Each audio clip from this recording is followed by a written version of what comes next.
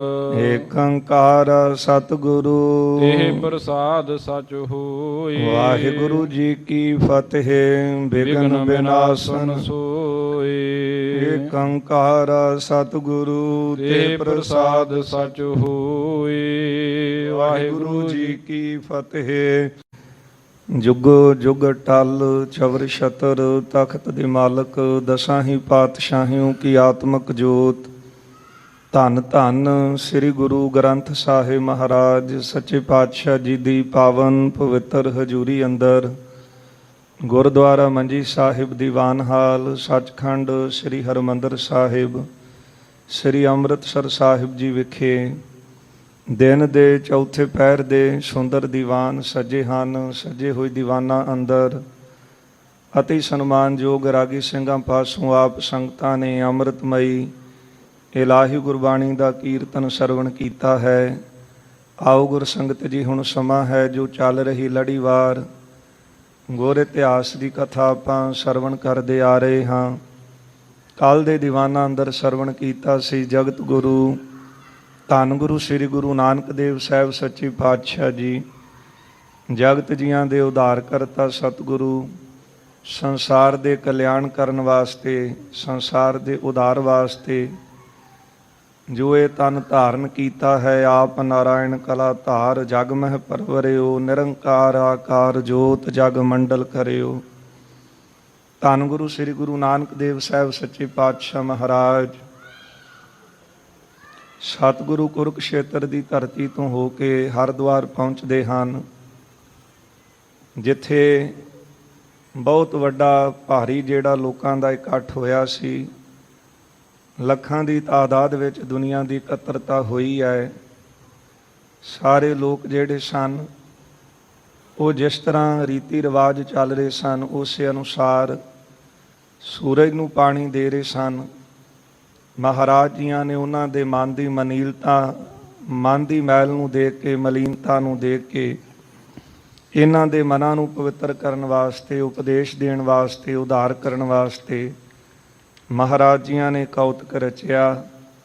ਸਤਿਗੁਰੂ ਲਹਿੰਦੇ ਨੂੰ ਪਾਣੀ ਦੇਣ ਲੱਗੇ ਨੇ।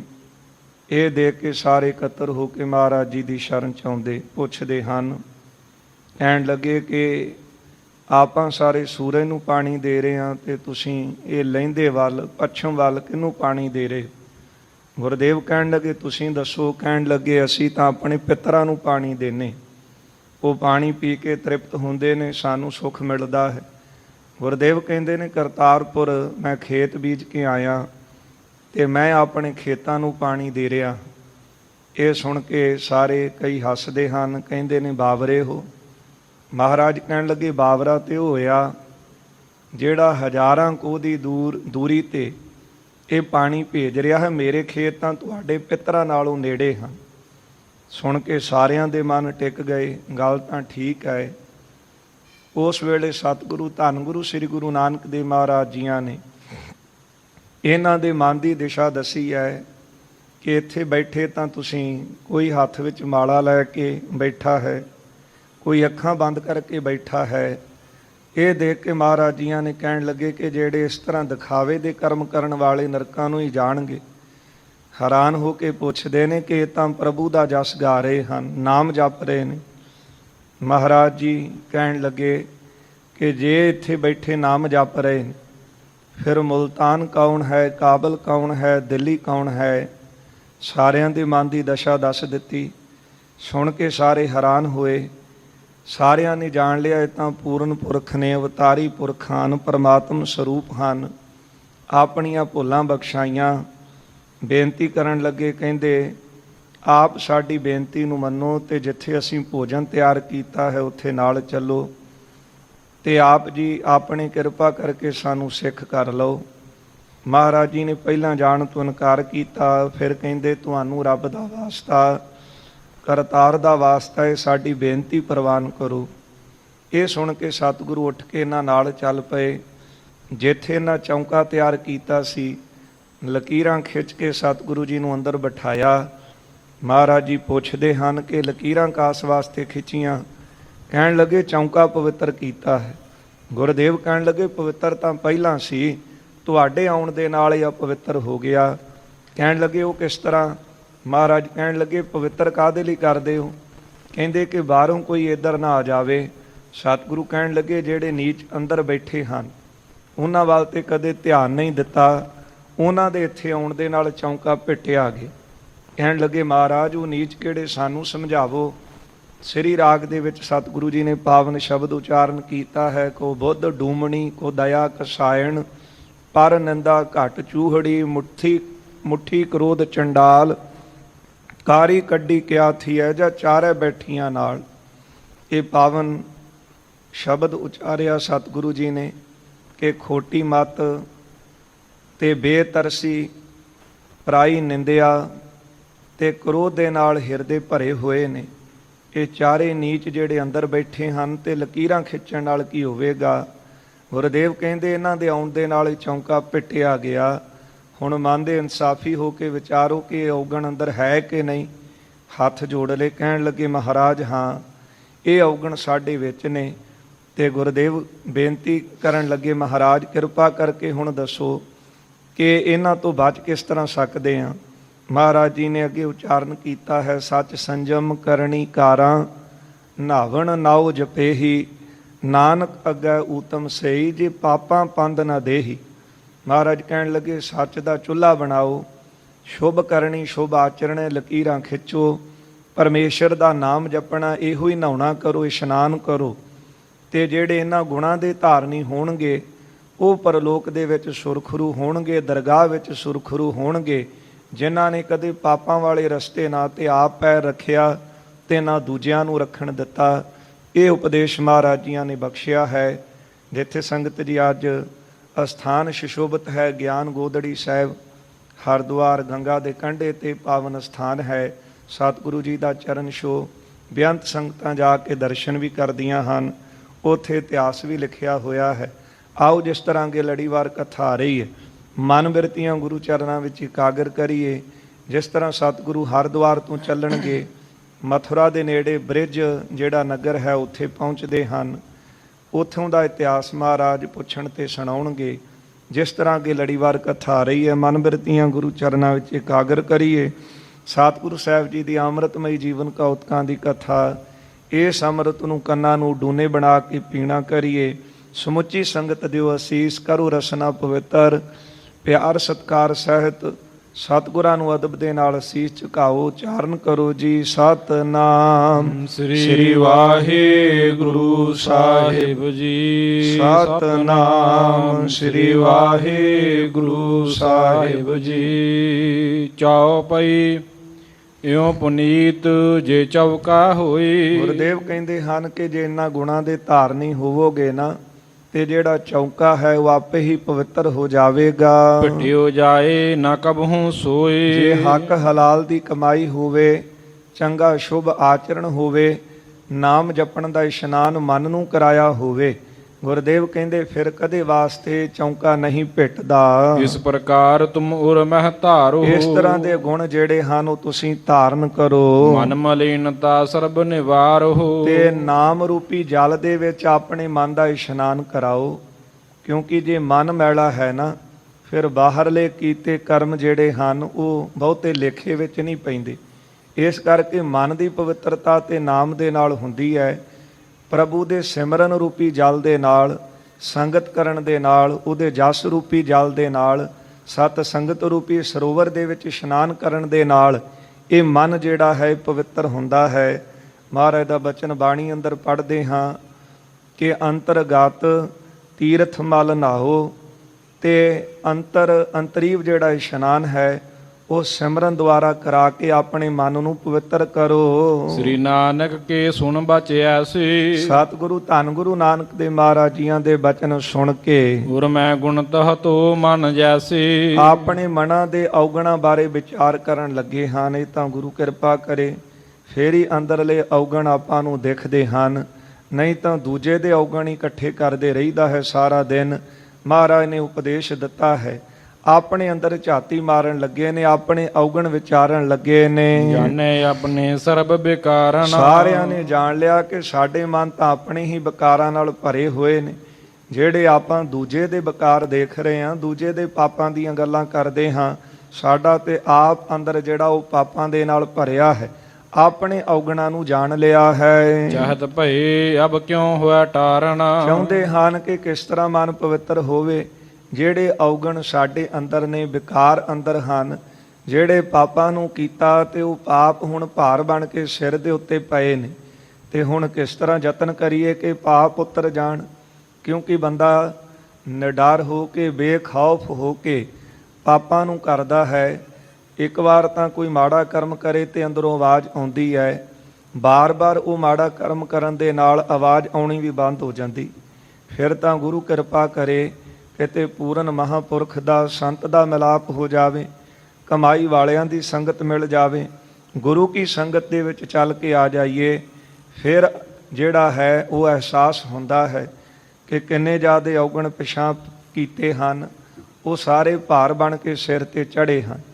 ਤੇ ਹੁਣ ਮਾਲਕ ਦੀ ਸ਼ਰਨ ਦੇ ਵਿੱਚ ਆਏ ਹਾਂ, ਗੁਰੂ ਦਾ ਉਪਦੇਸ਼ ਲਈਏ, ਮਨ ਦਾ ਇਸ਼ਨਾਨ ਕਰਾਈਏ, ਪਿਛਲੇ ਔਗਣਾਂ ਤੋਂ ਤੌਬਾ ਕਰੀਏ, ਅੱਗੇ ਜਿਹੜੇ ਹਨ ਇਹਨਾਂ ਪਾਪਾਂ ਤੋਂ ਬਚ ਜਾਈਏ। ਤੇ ਬਾਣੀ ਅੰਦਰ ਇਹ ਬਚਨ ਪੜ੍ਹਦੇ ਹਾਂ ਕਿ ਆਗੈ ਸਮਝ ਚੱਲੋ ਨੰਦ ਲਾਲਾ ਪਾਤਸ਼ਾਹ ਜੋ ਬੀਤੀ ਸੋ ਬੀਤੀ। ਭਾਈ ਨੰਦ ਲਾਲ ਜੀ ਜਿਹੜੇ ਸਤਿਗੁਰਾਂ ਦੇ ਮਹਾਰਾਜ ਸਤਿਗੁਰੂ ਕਲਗੀਧਰ ਸਾਹਿਬ ਮਹਾਰਾਜ ਜੀ ਦੇ ਸਮੇਂ ਸੋ ਇਹ ਮਹਾਨ ਕਵੀ ਹੋਏ ਹਨ। ਸੋ ਇਹ ਬਚਨ ਲਿਖਦੇ ਹਨ ਕਿ ਜਿਹੜੇ ਪੂਰਬਲੇ ਪਾਪ ਹਨ ਉਹਨਾਂ ਵੱਲ ਦੇਖ ਕਰਕੇ ਆਪਣਾ ਇਹ ਮਨੁੱਖਾ ਜਨਮ ਖਰਾਬ ਨਾ ਕਰੀਏ। ਜੇ ਹੁਣ ਸੰਗਤ ਵਿੱਚ ਚੱਲ ਕੇ ਆ ਗਏ ਹਾਂ, ਗੁਰੂ ਚਰਨਾਂ ਵਿੱਚ ਬੈਠੇ ਹਾਂ, ਉਪਦੇਸ਼ ਲਈਏ, ਉਹਦੀ ਕਮਾਈ ਕਰੀਏ ਤੇ ਅਗਾਂਹ ਤੋਂ ਸਤਿਗੁਰੂ ਕਿਰਪਾ ਕਰਨ ਤੇ ਇਹਨਾਂ ਪਾਪਾਂ ਤੋਂ ਬਚਾ ਲੈਣ। ਇਹ ਵੀ ਮਾਲਕ ਦੀ ਕਿਰਪਾ ਹੋਵੇ ਤਾਂ ਫੇਰ ਹੀ ਅੰਦਰਲੇ ਔਗਣ ਜਿਹੜੇ ਉਹ ਦੇਖੇ ਜਾਂਦੇ। ਉਪਦੇਸ਼ ਲੈ ਕੇ ਆਪਣੇ ਅੰਦਰ ਦੇ ਔਗਣ ਦੇਖਣ ਲੱਗੇ, ਝਾਤ ਮਾਰ ਕੇ ਦੇਖਿਆ ਕਿ ਸਾਰੇ ਔਗਣ ਤਾਂ ਸਾਡੇ ਅੰਦਰ ਹਨ। ਅਵਰ ਠੌਰ ਤੇ ਮਨ ਕੋ ਮੋਰਾ। ਹੁਣ ਸਤਿਗੁਰਾਂ ਦਾ ਬਚਨ ਮੰਨਿਆ ਤੇ ਹੋਰ ਪਾਸੋਂ ਮਨ ਰੋਕ ਲਿਆ। ਸ੍ਰੀ ਗੁਰ ਭਗ ਮੈਂ ਨਿਸ਼ਚਾ ਜੋਰਾ। ਆਪਣੇ ਗਲੋਂ ਜਿਹੜੇ ਜੰਝੂ ਸਾਨੂੰ ਉਤਾਰ ਦਿੱਤੇ, ਕੇਵਲ ਗੁਰੂ ਸਾਹਿਬ ਜੀ ਦੇ ਬਚਨਾਂ ਦੇ ਉੱਤੇ ਭਰੋਸਾ ਜਿਹੜਾ ਸੀ ਉਹ ਕੀਤਾ ਹੈ। ਬਿਨਾ ਭਣਤ ਹਮਕੋ ਸਿੱਖ ਕੀਜਾ। ਬੇਨਤੀ ਕਰਨ ਲੱਗੇ, ਸਤਿਗੁਰੂ ਕਿਰਪਾ ਕਰੋ, ਹੁਣ ਸਾਨੂੰ ਸਿੱਖ ਬਣਾ ਲਓ। ਸ਼ਰਨ ਪਰੇ ਕੀ ਲਾਜ ਰਖੀਜਾ। ਅਸੀਂ ਤੁਹਾਡੀ ਸ਼ਰਨ ਦੇ ਵਿੱਚ ਆਏ ਹਾਂ, ਸ਼ਰਨ ਪਿਆ ਦੀ ਲੱਜਾ ਰੱਖੋ। ਦੋਹਰਾ ਜਿਉ ਜਾਨੋ ਤਿਉ ਤਾਰੀਏ। ਮਹਾਰਾਜ ਕਿਰਪਾ ਕਰੋ, ਜਿਸ ਤਰ੍ਹਾਂ ਆਪ ਸਾਨੂੰ ਜਾਣਦੇ ਹੋ, ਅਸੀਂ ਤਾਂ ਔਗਣਾਂ ਦੇ ਨਾਲ ਭਰੇ ਹਨ, ਪਰ ਆਪ ਕਿਰਪਾਲੂ ਹੋ। ਆਪ ਦਾ ਸੁਭਾਅ ਹੈ, ਜੋ ਪੈ ਹਮ ਨਾ ਪਾਪ ਕਰੰਤਾ, ਅਹੇ ਅਨੰਤਾ ਪਤਤ ਪਾਵਨ ਨਾਮ ਕੈਸੇ ਹੁੰਤਾ। ਆਪ ਕਿਰਪਾ ਕਰਕੇ ਸਾਨੂੰ ਤਾਰ ਲਓ। ਔਰ ਨਾ ਹਮਕੋ ਥਾਈ। ਤੇ ਹੁਣ ਸਾਡੇ ਲਈ ਕੋਈ ਹੋਰ ਥਾਂ ਨਹੀਂ ਹੈ, ਕਿੱਥੇ ਜਾ ਕੇ ਹੁਣ ਅਸੀਂ ਬੇਨਤੀ ਕਰੀਏ। ਪਰਮੇਸ਼ਰ ਕੋ ਰੂਪ ਹੋ। ਆਪ ਜੀ ਤਾਂ ਪਰਮੇਸ਼ਰ ਦਾ ਸਰੂਪ ਹੋ। ਜਪੈ ਤਿਹਾਰੋ ਨਾਈ। ਅਸੀਂ ਤੁਹਾਡਾ ਨਾਮ ਜਪ ਕੇ ਹੀ ਤਰ ਸਕਦੇ ਹਾਂ। ਚਾਉ ਪਈ ਲਖੇ ਦੀਨ ਗੁਣ ਬੈਣ ਉਚਾਰੇ। ਜਦੋਂ ਸਤਿਗੁਰਾਂ ਨੇ ਇਹਨਾਂ ਦੇ ਮਨ ਜਿਹੜੇ ਸਨ ਉਹ ਦੀਨ ਜਾਣੇ ਨੇ, ਬਹੁਤ ਨਿਮਰਤਾ ਵਿੱਚ ਆ ਗਏ ਦੇਖ ਕੇ। ਜਿਤਨੋ ਹੈ ਤਨ ਪਾਸ ਤੁਮਾਰੇ। ਸਤਿਗੁਰੂ ਜੀ ਕਹਿਣ ਲੱਗੇ, ਫਿਰ ਇਸ ਤਰ੍ਹਾਂ ਕਰੋ, ਜਿਹੜੇ ਪਾਪਾਂ ਨੂੰ ਕਰਕੇ, ਬੇਈਮਾਨੀਆਂ ਕਰਕੇ ਜਿਹੜਾ ਧਨ ਜੋੜਿਆ ਹੋਇਆ ਹੈ, ਇਹ ਧਨ ਜਿੰਨਾ ਤੁਹਾਡੇ ਪਾਸ ਹੈ, ਪਰਮੇਸ਼ਰ ਹਿਤ ਸਰਬ ਲੁਟਾਵੋ। ਇਹ ਪਰਮੇਸ਼ਰ ਦੇ ਨਿਮਿਤ ਸਾਰਾ ਜਿਹੜਾ ਇਹ ਧਨ ਲੁਟਾ ਦਓ। ਗੁਣ ਸਿੱਖ ਹੋਏ ਪਰਮ ਸੁਖ ਪਾਵੋ। ਫਿਰ ਸਿੱਖ ਬਣ ਕੇ ਤੇ ਬਹੁਤਾ ਸੁਖ ਪਾਵੋਗੇ। ਤੇ ਜੇ ਕਹੋ ਕਿ ਪਾਪਾਂ ਵਾਲੀ ਕਮਾਈ ਤਿਆਗਣ ਨੂੰ ਵੀ ਤਿਆਰ ਨਹੀਂ, ਤੇ ਫਿਰ ਕਹੋ ਕਿ ਸਾਨੂੰ ਸਿੱਖ ਵੀ ਕਰ ਲਓ, ਤੇ ਗੁਰਦੇਵ ਕਹਿੰਦੇ ਫਿਰ ਤਾਂ ਬਹੁਤ ਦੂਰ ਹੋ ਸਿੱਖੀ ਤੋਂ। ਕਿਉਂਕਿ ਸਭ ਤੋਂ ਪਹਿਲਾ ਉਪਦੇਸ਼ ਤਾਂ ਇਹੋ ਹੈ ਸਤਿਗੁਰਾਂ ਦਾ ਕਿ ਆਪਣੀ ਜਿਹੜੀ ਕਿਰਤ ਹੈ ਉਹ ਦਸਾਂ ਨੋਹਾਂ ਦੀ ਕਰਨੀ ਹੈ। ਘਾਲ ਖਾਏ ਕਿਛ ਹੱਥੋਂ ਦੇ, ਨਾਨਕ ਰਾਹ ਪਛਾਣੇ ਸੇ। ਪਰਾਇਆ ਹੱਕ ਮਾਰ ਕੇ ਲਿਆਂਦਾ, ਦੂਜਿਆਂ ਦਾ ਗਲ ਘੋਟ ਕੇ ਲਿਆਂਦਾ, ਜਿਹੜਾ ਆਪਣਾ ਨਹੀਂ ਸੀ ਬਣਦਾ ਉਹ ਵੀ ਕਿਹਾ ਕਿ ਮੈਂ ਲੈ ਕੇ ਜਾਣਾ, ਫਿਰ ਘਰੇ ਲਿਆ ਕੇ ਉਹਦੇ ਤੇ ਕੋਈ ਮਾਣ ਕਰੇ ਤੇ ਉਹ ਮਾਣ ਕਾਹਦਾ। ਇਸ ਕਰਕੇ ਗੁਰਦੇਵ ਕਹਿੰਦੇ ਸਭ ਤੋਂ ਪਹਿਲਾਂ ਜਿਹੜੇ ਪਾਪਾਂ ਨੂੰ ਕਰਕੇ ਧਨ ਜੋੜਿਆ ਹੈ ਉਹ ਪ੍ਰਭੂ ਦੇ ਨਿਮਿਤ, ਪਰਮੇਸ਼ਰ ਦੇ ਨਿਮਿਤ ਲੁਟਾ ਦਿਓ, ਵੰਡ ਦਿਓ। ਉਸ ਤੋਂ ਬਾਅਦ ਆਪਣੇ ਮਨਾਂ ਨੂੰ ਰੋਕਣਾ ਕਰੋ ਤੇ ਫਿਰ ਆਪਣੇ ਇੱਥੇ ਆ ਕੇ ਸਿੱਖ ਬਣੋ। ਤੇਸ਼ਨ ਜਿਨ ਜਿਨ ਮਾਨੀ ਆਇਸ। ਉਸ ਵਕਤ ਜਿਨ ਜਿਨ ਮਾਨੀ ਆਇਸ। ਤੇ ਹੋ ਸਕਦਾ ਹੈ ਕਿ ਉਹ ਜੈਸੇ ਹੋਣ ਕਿ ਜਿਹੜੇ ਨਾ ਮੰਨਣ ਨੂੰ ਤਿਆਰ ਹੋਣ। ਜਿਸ ਤਰ੍ਹਾਂ ਸਾਡੇ ਮਨ ਸੁਣ ਕੇ ਵੀ ਮੰਨਣ ਨੂੰ ਤਿਆਰ ਨਹੀਂ ਹੁੰਦੇ, ਪਰ ਜਿਨ੍ਹਾਂ ਨੇ ਸੁਣ ਕੇ ਗੁਰੂ ਸਾਹਿਬ ਜੀ ਦੀ ਆਗਿਆ ਨੂੰ ਮੰਨ ਲਿਆ, ਸਰਬ ਦਰਬ ਕੋ ਦੀਨ ਲੁਟਾਏ ਸੋ। ਉਹਨਾਂ ਸਾਰਿਆਂ ਨੇ ਜਿਹੜਾ ਪਾਪਾਂ ਦਾ ਧਨ ਜੋੜ ਕੇ ਇਕੱਠਾ ਕੀਤਾ ਸੀ, ਇਹੋ ਹੀ ਭਰਮ ਭੁਲੇਖਾ ਪਿਆ ਸੀ ਕਿ ਧਨ ਹੀ ਜਿਹੜਾ ਉਹ ਅਸਲੀ ਮਿੱਤਰ ਹੈ, ਹੋਰ ਕਿਸੇ ਦੀ ਪਰਵਾਹ ਹੀ ਨਹੀਂ ਕਰਨੀ। ਨਾ ਕੋਈ ਗੁਰੂ ਘਰ ਬਾਰੇ ਆਉਣ ਦਾ ਜਿਹੜਾ ਹੈ ਉਹ ਪਤਾ, ਨਾ ਅੰਮ੍ਰਿਤ ਵੇਲਾ, ਨਾ ਨਿਤਨੇਮ, ਤੇ ਬਸ ਦੌੜ ਲੱਗੀ ਹੈ ਕਿ ਜਿੱਧਰੋਂ ਵੀ ਹੋ ਸਕੇ ਧਨ ਆ ਜਾਵੇ। ਪਰ ਜਿਨ੍ਹਾਂ ਨੇ ਗੁਰੂ ਸਾਹਿਬ ਦਾ ਬਚਨ ਮੰਨਿਆ, ਉਹਨਾਂ ਨੇ ਇਹ ਜਿਹੜਾ ਧਨ ਸੀ, ਜਿਹੜਾ ਪਾਪਾਂ ਦਾ ਕਰਕੇ ਜੋੜਿਆ ਹੋਇਆ, ਉਹ ਲੁਟਾ ਦਿੱਤਾ। ਤਿਨ ਪਰ ਮਿਹਰ ਦ੍ਰਿਸ਼ਟ ਜਗਤੇਸ਼ਾ। ਉਹਨਾਂ ਦੇ ਉੱਤੇ ਜਗਤ ਦੇ ਮਾਲਕ ਸਤਿਗੁਰੂ ਧੰਨ ਗੁਰੂ ਸ੍ਰੀ ਗੁਰੂ ਨਾਨਕ ਦੇਵ ਸਾਹਿਬ ਜੀ ਨੇ ਮਿਹਰ ਕੀਤੀ ਹੈ। ਸਤਿਨਾਮ ਕੋ ਦਿਉ ਉਪਦੇਸ਼ਾ। ਅਤੇ ਮਹਾਰਾਜ ਜੀਆਂ ਨੇ ਉਹਨਾਂ ਨੂੰ ਪਰਮੇਸ਼ਰ ਦਾ ਨਾਮ ਜਪਣ ਦਾ ਉਪਦੇਸ਼ ਦਿੱਤਾ ਹੈ। ਪ੍ਰੇਮ ਨਾਮ ਕੋ ਰੰਗ ਚੜਾਵਾ। ਫਿਰ ਜਿਹੜਾ ਮਨ ਸੀ ਨਾ, ਉਹ ਪ੍ਰੇਮ ਦੇ ਵਿੱਚ ਭਿੱਜ ਗਿਆ ਤੇ ਨਾਮ ਦਾ ਰੰਗ ਚੜ ਗਿਆ। ਹਲੇ ਜਪਦੇ ਤਾਂ ਹਾਂ ਸੁਣ ਕੇ, ਪਰ ਰੰਗ ਤਾਂ ਨਹੀਂ ਚੜਦਾ ਕਿ ਮਨ ਨੂੰ ਰੰਗ ਤਾਂ ਮਾਇਆਵੀ ਦੁਨਿਆਵੀ ਚੜਾਇਆ ਹੈ। ਜਿੰਨਾ ਚਿਰ ਇਹ ਰਸ ਛੱਡਣ ਨੂੰ ਅਸੀਂ ਤਿਆਰ ਨਹੀਂ ਹੁੰਦੇ, ਉਹਨਾਂ ਚਿਰ ਨਾਮ ਦਾ ਰੰਗ ਚੜਦਾ ਨਹੀਂ। ਇੱਥੇ ਤਾਂ ਸਤਿਗੁਰਾਂ ਨੇ ਤਾਂ ਨਾਮ ਦਾ ਖਜ਼ਾਨਾ ਉਹ ਖੋਲ੍ਹ ਦਿੱਤਾ ਹੈ। ਪਰ ਕਹੋ ਨਾਨਕ ਜਿਸ ਮਸਤਕ ਲੇਖ ਲਿਖਾਏ, ਸੋ ਏਤ ਖਜ਼ਾਨਾ ਲਿਆ ਰਲਾਏ। ਜਿਹਦੇ ਮਸਤਕ ਦੇ ਭਾਗ ਚੰਗੇ ਨੇ, ਵੱਡੇ ਭਾਗ ਨੇ, ਜਿਨ੍ਹਾਂ ਉੱਤੇ ਗੁਰੂ ਦੀ ਮਾਲਕ ਦੀ ਮਿਹਰ ਹੋਈ ਹੈ, ਉਹੀ ਇਸ ਖਜ਼ਾਨੇ ਦੇ ਭਾਗੀਦਾਰ ਬਣੇ। ਉਹਨਾਂ ਨੇ ਆਪਣੇ ਜਿਹੜੇ ਦੁਨਿਆਵੀ ਰਸ ਹਨ ਨੂੰ ਤਿਆਗ ਕੇ ਗੁਰੂ ਦੇ ਬਚਨਾਂ ਨੂੰ ਮੰਨ ਕੇ ਕਮਾਈ ਕੀਤੀ, ਤੇ ਮਨ ਨੂੰ ਨਾਮ ਦਾ ਰੰਗ ਚੜ ਗਿਆ ਹੈ। ਮਨ ਕੋ ਸ਼ਾਂਤ ਦਈ ਸੁਖ ਪਾਵਾ। ਜਦੋਂ ਨਾਮ ਦਾ ਰੰਗ ਮਨ ਨੂੰ ਚੜਿਆ ਤੇ ਮਨ ਸ਼ਾਂਤ ਹੋ ਗਿਆ। ਸ਼ਾਂਤ ਹੋਣ ਦੇ ਨਾਲ ਮਨ ਸੁਖੀ ਹੋ ਗਿਆ। ਹਲੇ ਮਨ ਦੁਖੀ ਕਿਉਂ ਹੈ? ਕਿਉਂਕਿ ਆਪਾਂ ਗੁਰੂ ਦੀ ਗੱਲ ਮੰਨਣ ਨੂੰ ਤਿਆਰ ਨਹੀਂ। ਜੇ ਗੁਰੂ ਸਾਹਿਬ ਦਾ ਬਚਨ ਮੰਨਾਂਗੇ, ਜੇ ਉਸ ਤਰ੍ਹਾਂ ਆਪਾਂ ਕਮਾਈ ਕਰਾਂਗੇ, ਹੋ ਸਕਦਾ ਹੈ ਸਾਡੇ ਕਰਮਾਂ ਅਨੁਸਾਰ ਸਾਡੇ ਸਰੀਰ ਦੇ ਉੱਤੇ ਦੁੱਖ ਸੁੱਖ ਆ ਸਕਦੇ ਹਨ। ਪਰ ਕਮਾਈ ਕਰਨ ਦੇ ਨਾਲ, ਸੰਗਤ ਕਰਨ ਦੇ ਨਾਲ, ਨਾਮ ਜਪਣ ਦੇ ਨਾਲ ਇਹ ਜਿਹੜੇ ਦੁੱਖ ਨੇ ਮਨ ਦੇ ਉੱਤੇ ਅਸਰ ਨਹੀਂ ਕਰ ਸਕਦੇ। ਨਾਮ ਜਪ ਕੇ, ਬਾਣੀ ਪੜ੍ਹ ਕੇ, ਸੰਗਤ ਕਰਕੇ ਮਨ ਜਿਹੜਾ ਹੈ ਸੁਖੀ ਹੋ ਜਾਂਦਾ ਹੈ। ਜਿਹੜਾ ਸੁੱਖ ਨਾ ਧਨ ਵਿੱਚ ਹੈ, ਨਾ ਦੇਸ਼ਾਂ ਦੀਆਂ ਸੈਰਾਂ ਵਿੱਚ ਹੈ, ਨਾ ਨਿਰਤ ਨਾਟਕਾਂ ਦੇ ਵਿੱਚ ਹੈ। ਮਹਾਰਾਜ ਸੁੱਖ ਕਿੱਥੇ ਹੈ? ਗੁਰਦੇਵ ਦਾ ਫਰਮਾਨ ਹੈ, ਸਰਬ ਸੁੱਖਾਂ ਹਰ ਹਰ ਗੁਣ ਗਾਏ। ਸਾਰੇ ਸੁੱਖ ਤਾਂ ਨਾਮ ਦੇ ਵਿੱਚ ਹਨ। ਜਿਨ੍ਹਾਂ ਨੇ ਗੁਰੂ ਸਾਹਿਬ ਦੇ ਬਚਨਾਂ ਨੂੰ ਮੰਨਿਆ, ਕਮਾਈ ਕੀਤੀ, ਉਹਨਾਂ ਦੇ ਮਨ ਸ਼ਾਂਤ ਹੋ ਗਏ। ਮਨ ਦੀਆਂ ਵਾਸ਼ਨਾਵਾਂ ਮਿਟ ਗਈਆਂ। ਜਿਹੜੇ ਮਨ ਦੌੜ ਰਹੇ ਸਨ ਉਹ ਰੁਕ ਗਏ। ਜਦੋਂ ਮਨ ਰੁਕ ਗਿਆ ਤੇ ਮਨ ਸ਼ਾਂਤ ਹੋ ਗਿਆ। ਅੰਤ ਕਾਲ ਮੈਂ ਸ਼ੁਭ ਗਤ ਪਾਈ। ਸ਼ਾਂਤ ਹੋਣ ਕਰਕੇ ਮਨ ਸੁਖੀ ਹੋਇਆ ਤੇ ਅੰਤ ਕਾਲ ਉਹਨਾਂ ਨੇ ਸ਼ੁਭ ਗਤ ਪਾਈ, ਉਹਨਾਂ ਦੀ ਕਲਿਆਣ ਹੋਈ। ਭਗਤ ਜੀ ਦੇ ਬਚਨ ਆਪਾਂ ਬਾਣੀ 'ਚ ਸਰਵਣ ਕਰਦੇ ਹਾਂ ਨਾ, ਕਿ ਭਗਤ ਜੀ ਕਹਿੰਦੇ, ਮੋਏ ਹੋਏ ਜੋ ਮੁਕਤ ਦੇਹੋਗੇ, ਮੁਕਤ ਨਾ ਜਾਣੈ ਕੋਇਲ। ਸਿੱਖ ਤਾਂ ਜਿਉਂਦਿਆਂ ਜੀ ਮੁਕਤ ਹੈ ਜੇ ਉਹ ਗੁਰੂ ਦੇ ਬਚਨਾਂ ਨੂੰ ਕਮਾਵੇ, ਤੇ ਫਿਰ ਤਾਂ ਕੋਈ ਉਹਨੂੰ ਡਰ ਨਹੀਂ ਰਹਿ ਜਾਂਦਾ। ਇਸੇ ਕਰਕੇ ਤਾਂ ਉਹ ਮੌਤ ਨੂੰ ਵੀ ਮਖੌਲ ਕਰਦੇ ਹਨ। ਜਿਹੜੇ ਜਮ ਹਨ ਉਹ ਵੀ ਅੱਗੇ ਲਾ ਕੇ ਭੱਜਦੇ ਹਨ। ਉਹਨਾਂ ਨੂੰ ਵੀ ਫਿਰ ਆਗਿਆ ਕੀਤੀ ਹੋਈ ਹੈ, ਜਹ ਸਾਧੂ ਗੋਬਿੰਦ ਭਜਨ ਕੀਰਤਨ ਨਾਨਕ ਨੀਤ, ਨਾ ਹੋਣਾ ਤੂੰ ਨਹਿ ਛੁਟੈ ਨਿਕਟ ਨਾ ਜਾਇਓ ਦੂ। ਫਿਰ ਡਰ ਕਾਹਦਾ ਰਹਿ ਗਿਆ? ਕਿਉਂਕਿ ਸਭ ਤੋਂ ਵੱਡਾ ਡਰ ਤੇ ਬੰਦੇ ਨੂੰ ਮੌਤ ਦਾ, ਜਮਾਂ ਦਾ ਹੈ। ਜਿਹੜੇ ਕਮਾਈ ਕਰਨ ਵਾਲੇ ਨੇ ਉਹ ਜਿਉਂਦਿਆਂ ਜੀ ਮੁਕਤ ਹੋ ਜਾਂਦੇ ਨੇ। ਕਬੀਰ ਸੰਤ ਮੋਏ ਕਿਆ ਰੋਈਆ, ਜੋ ਆਪਣੇ ਗ੍ਰਹਿ ਜਾਏ, ਰੋਵੋ ਸਾਕਤ ਵਾਪਰੈ, ਜੋ ਹਾਟੈ ਹਾਟ ਬਕਾਏ। ਜਿਹੜੇ ਵਿਕਾਰਾਂ ਦੇ ਨਾਲ ਮਨ ਭਰੇ ਪਏ ਨੇ, ਪਾਪਾਂ ਦੇ ਨਾਲ ਮਨ ਲੱਦੇ ਹੋਏ ਨੇ, ਪਾਪਾਂ ਦੀ ਕਮਾਈਆਂ ਦੇ ਨਾਲ ਧਨ ਖਜ਼ਾਨੇ ਭਰੇ ਹੋਏ ਨੇ, ਮਨ ਡਰਦਾ ਰਹਿੰਦਾ ਹੈ ਕਿਤੇ ਮੌਤ ਨਾ ਆ ਜਾਵੇ। ਕਿਉਂ? ਕਿਉਂਕਿ ਹਲੇ ਮਨ ਬਲਵਾਨ ਨਹੀਂ ਹੈ। ਪਰ ਜਿਨ੍ਹਾਂ ਨੇ ਗੁਰੂ ਕੇ ਬਚਨਾਂ ਨੂੰ ਮੰਨਿਆ, ਨਿਰਭਉ ਜਪੈ ਸਗਲ ਭਉ ਮਿਟਾਏ, ਉਹ ਮਨ ਸ਼ਾਂਤ ਹੋਣ ਕਰਕੇ ਸੁਖੀ ਹੋ ਗਏ। ਅੰਤ ਨੂੰ ਉਹਨਾਂ ਨੇ ਪਰਮ ਗਤੀ ਨੂੰ, ਕੇਵਲ ਮੋਕਸ਼ ਨੂੰ ਪ੍ਰਾਪਤ ਕੀਤਾ ਹੈ। ਜੀਵਤ ਨਾਮ ਬਿਖੈ ਲਿਵ ਲਾਈ। ਜਿਉਂਦਿਆਂ ਜੀ ਨਾਮ ਦੇ ਵਿੱਚ ਸੁਰਤ ਨੂੰ ਜੋੜ ਲਿਆ। ਦੋਹਰਾ ਇਸ ਪ੍ਰਕਾਰ ਕੋ ਸਿੱਖ ਕਰੈ। ਇਸ ਤਰ੍ਹਾਂ ਸਤਿਗੁਰੂ ਜੀ ਨੇ ਉਪਦੇਸ਼ ਦਿੱਤਾ ਹੈ ਤੇ ਜਿਹੜੇ ਹਰਿਦੁਆਰ ਦੇ ਵਿੱਚ ਵੱਡਾ ਮੇਲਾ ਲੱਗਾ ਸੀ, ਇਕੱਠ ਹੋਇਆ ਸੀ, ਲੱਖਾਂ ਦੀ ਤਾਦਾਦ ਵਿੱਚ ਜਿਹੜੀ ਦੁਨੀਆ ਆਈ ਸੀ, ਗੁਰੂ ਸਾਹਿਬ ਦੇ ਬਚਨਾਂ ਨੂੰ ਮੰਨ ਕੇ ਇਹ ਸਾਰੇ ਸਿੱਖ ਬਣ ਗਏ। ਇਹਨਾਂ ਨੇ ਸਿੱਖੀ ਨੂੰ ਧਾਰਨ ਕੀਤਾ ਹੈ। ਹੁਣ ਸਿੱਖ ਕੌਣ ਹਨ? ਜਿਨ੍ਹਾਂ ਨੇ ਗੁਰੂ ਦੇ ਬਚਨਾਂ ਨੂੰ ਮੰਨਿਆ, ਗੁਰੂ ਦੇ ਬਚਨਾਂ ਅਨੁਸਾਰ ਆਪਣਾ ਜੀਵਨ ਬਤੀਤ ਕਰਨ ਲੱਗ ਪਏ, ਜਿਉਂਦਿਆਂ ਜੀ ਨਾਮ ਜਪਿਆ ਤੇ ਅੰਤ ਨੂੰ ਉਹਨਾਂ ਨੇ ਮੁਕਤੀ ਪ੍ਰਾਪਤ ਕੀਤੀ ਹੈ। ਐਸੇ ਸਿੱਖ ਗੁਰੂ ਸਾਹਿਬ ਨੇ ਸਾਜੇ ਹਨ। ਰਹਿਣ ਭਈ ਪੁਨਿਆਏ, ਉਸ ਜਗ੍ਹਾ ਦੇ ਉੱਤੇ ਰਾਤ ਹੋਈ ਹੈ। ਸ੍ਰੀ ਗੰਗਾ ਤਨ ਧਾਰ ਕੈ, ਤੇ ਸੰਗਤ ਜੀ ਉਸ ਵਕਤ ਜਿਹੜੇ ਗੰਗਾ ਦੇ ਕੰਢੇ ਤੇ ਸਤਿਗੁਰੂ ਜੀ ਨੇ ਆਪਣਾ ਡੇਰਾ ਕੀਤਾ ਸੀ ਨਾ, ਤੇ ਉਹ ਗੰਗਾ ਨੇ ਵੀ ਆਪਣਾ ਤਨ ਧਾਰਿਆ ਹੈ।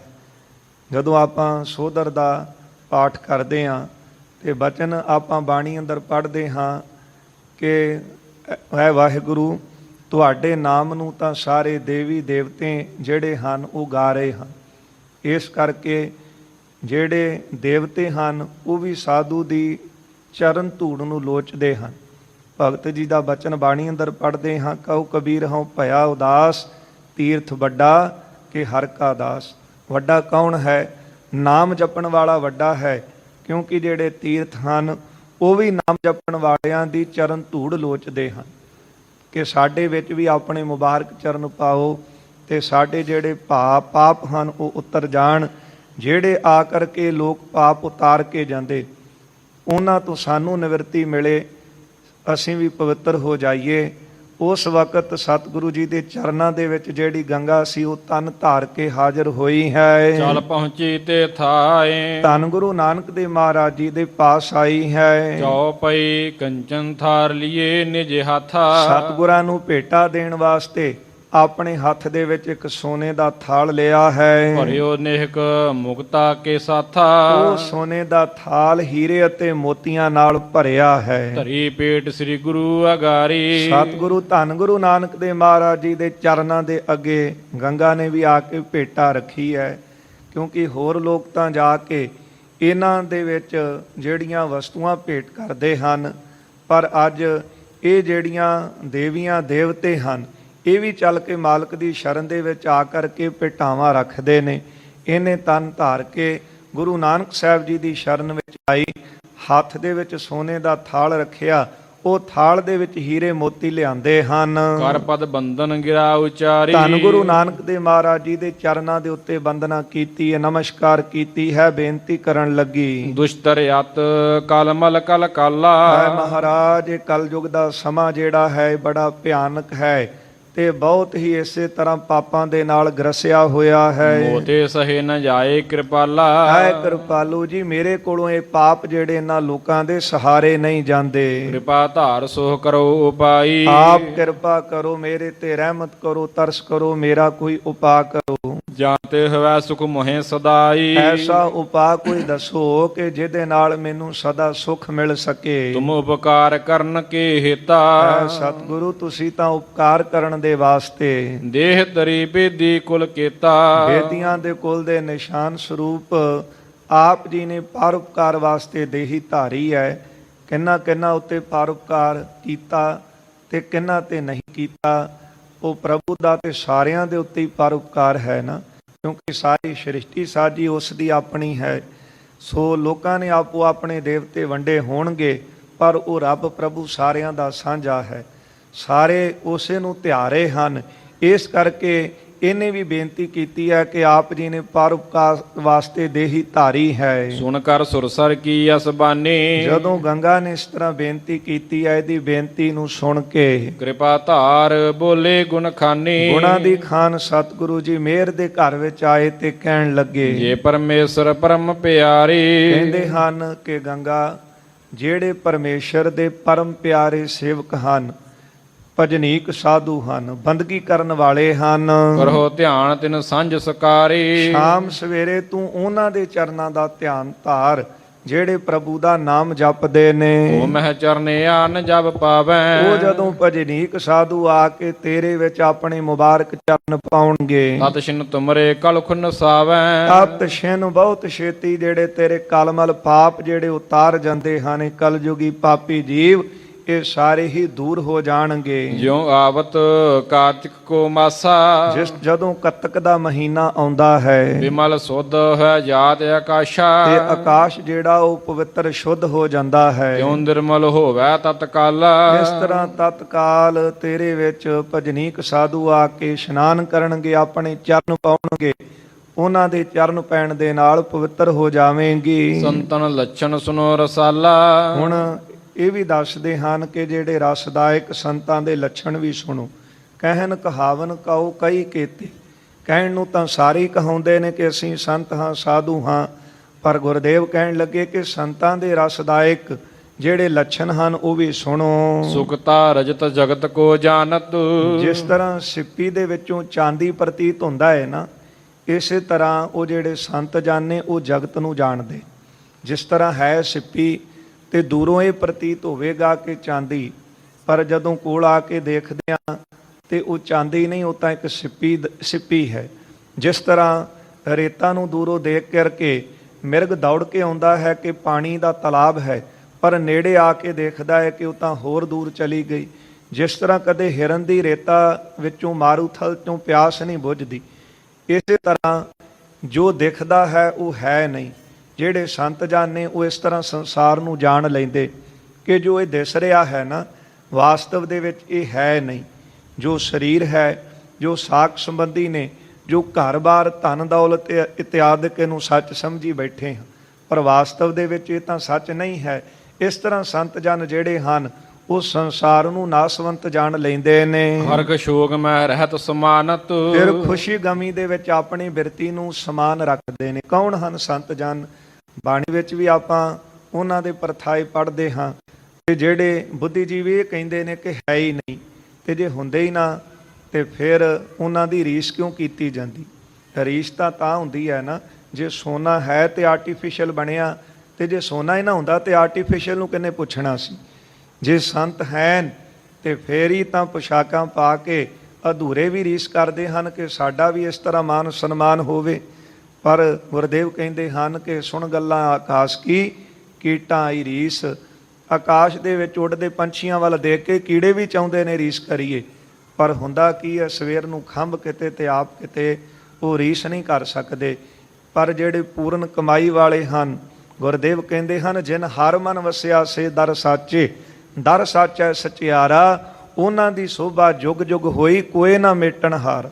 ਜੇ ਨਾਨਕ ਸਤਿਗੁਰੂ ਪੂਜਿਆ ਤਿਨ ਹਰ ਪੂਜ ਕਰਾਵਾ, ਜਿਨਾ ਸਾਸ ਗਰਾਸ ਨਾ ਵਿਸਰੈ, ਹਰ ਨਾਮਾ ਮਨ ਮੰਤ, ਧਨ ਸੇ ਨਾਨਕਾ ਪੂਰਨ ਸੋਈ ਸੰਤ। ਗੁਰਦੇਵ ਕਹਿਣ ਲੱਗੇ ਜਿਹੜੇ ਰਸਦਾਇਕ ਸੰਤ ਜਨ ਉਹਨਾਂ ਦੇ ਲੱਛਣ ਸੁਣੋ। ਉਹ ਸੰਸਾਰ ਨੂੰ ਨਾਸਵੰਤ ਜਾਣਦੇ ਹਨ, ਇਹਦੇ ਵਿੱਚ ਆਪਣੀ ਪ੍ਰੀਤੀ ਨਹੀਂ ਰੱਖਦੇ ਅਤੇ ਦੁੱਖ ਸੁੱਖ ਦੇ ਵਿੱਚ ਬਿਰਤੀ ਨੂੰ ਇੱਕ ਸਮਾਨ ਰੱਖਦੇ।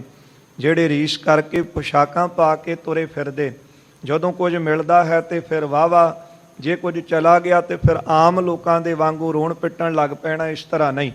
ਭਾਈ ਭਿਖਾਰੀ ਜੀ ਵਰਗੇ ਕਮਾਈ ਵਾਲੇ ਸੰਤ ਜਨ ਹਨ ਜਿਹੜੇ ਦੁੱਖ ਸੁੱਖ ਵਿੱਚ ਬਿਰਤੀ ਨੂੰ ਇੱਕ ਸਮਾਨ ਰੱਖਦੇ ਹਨ।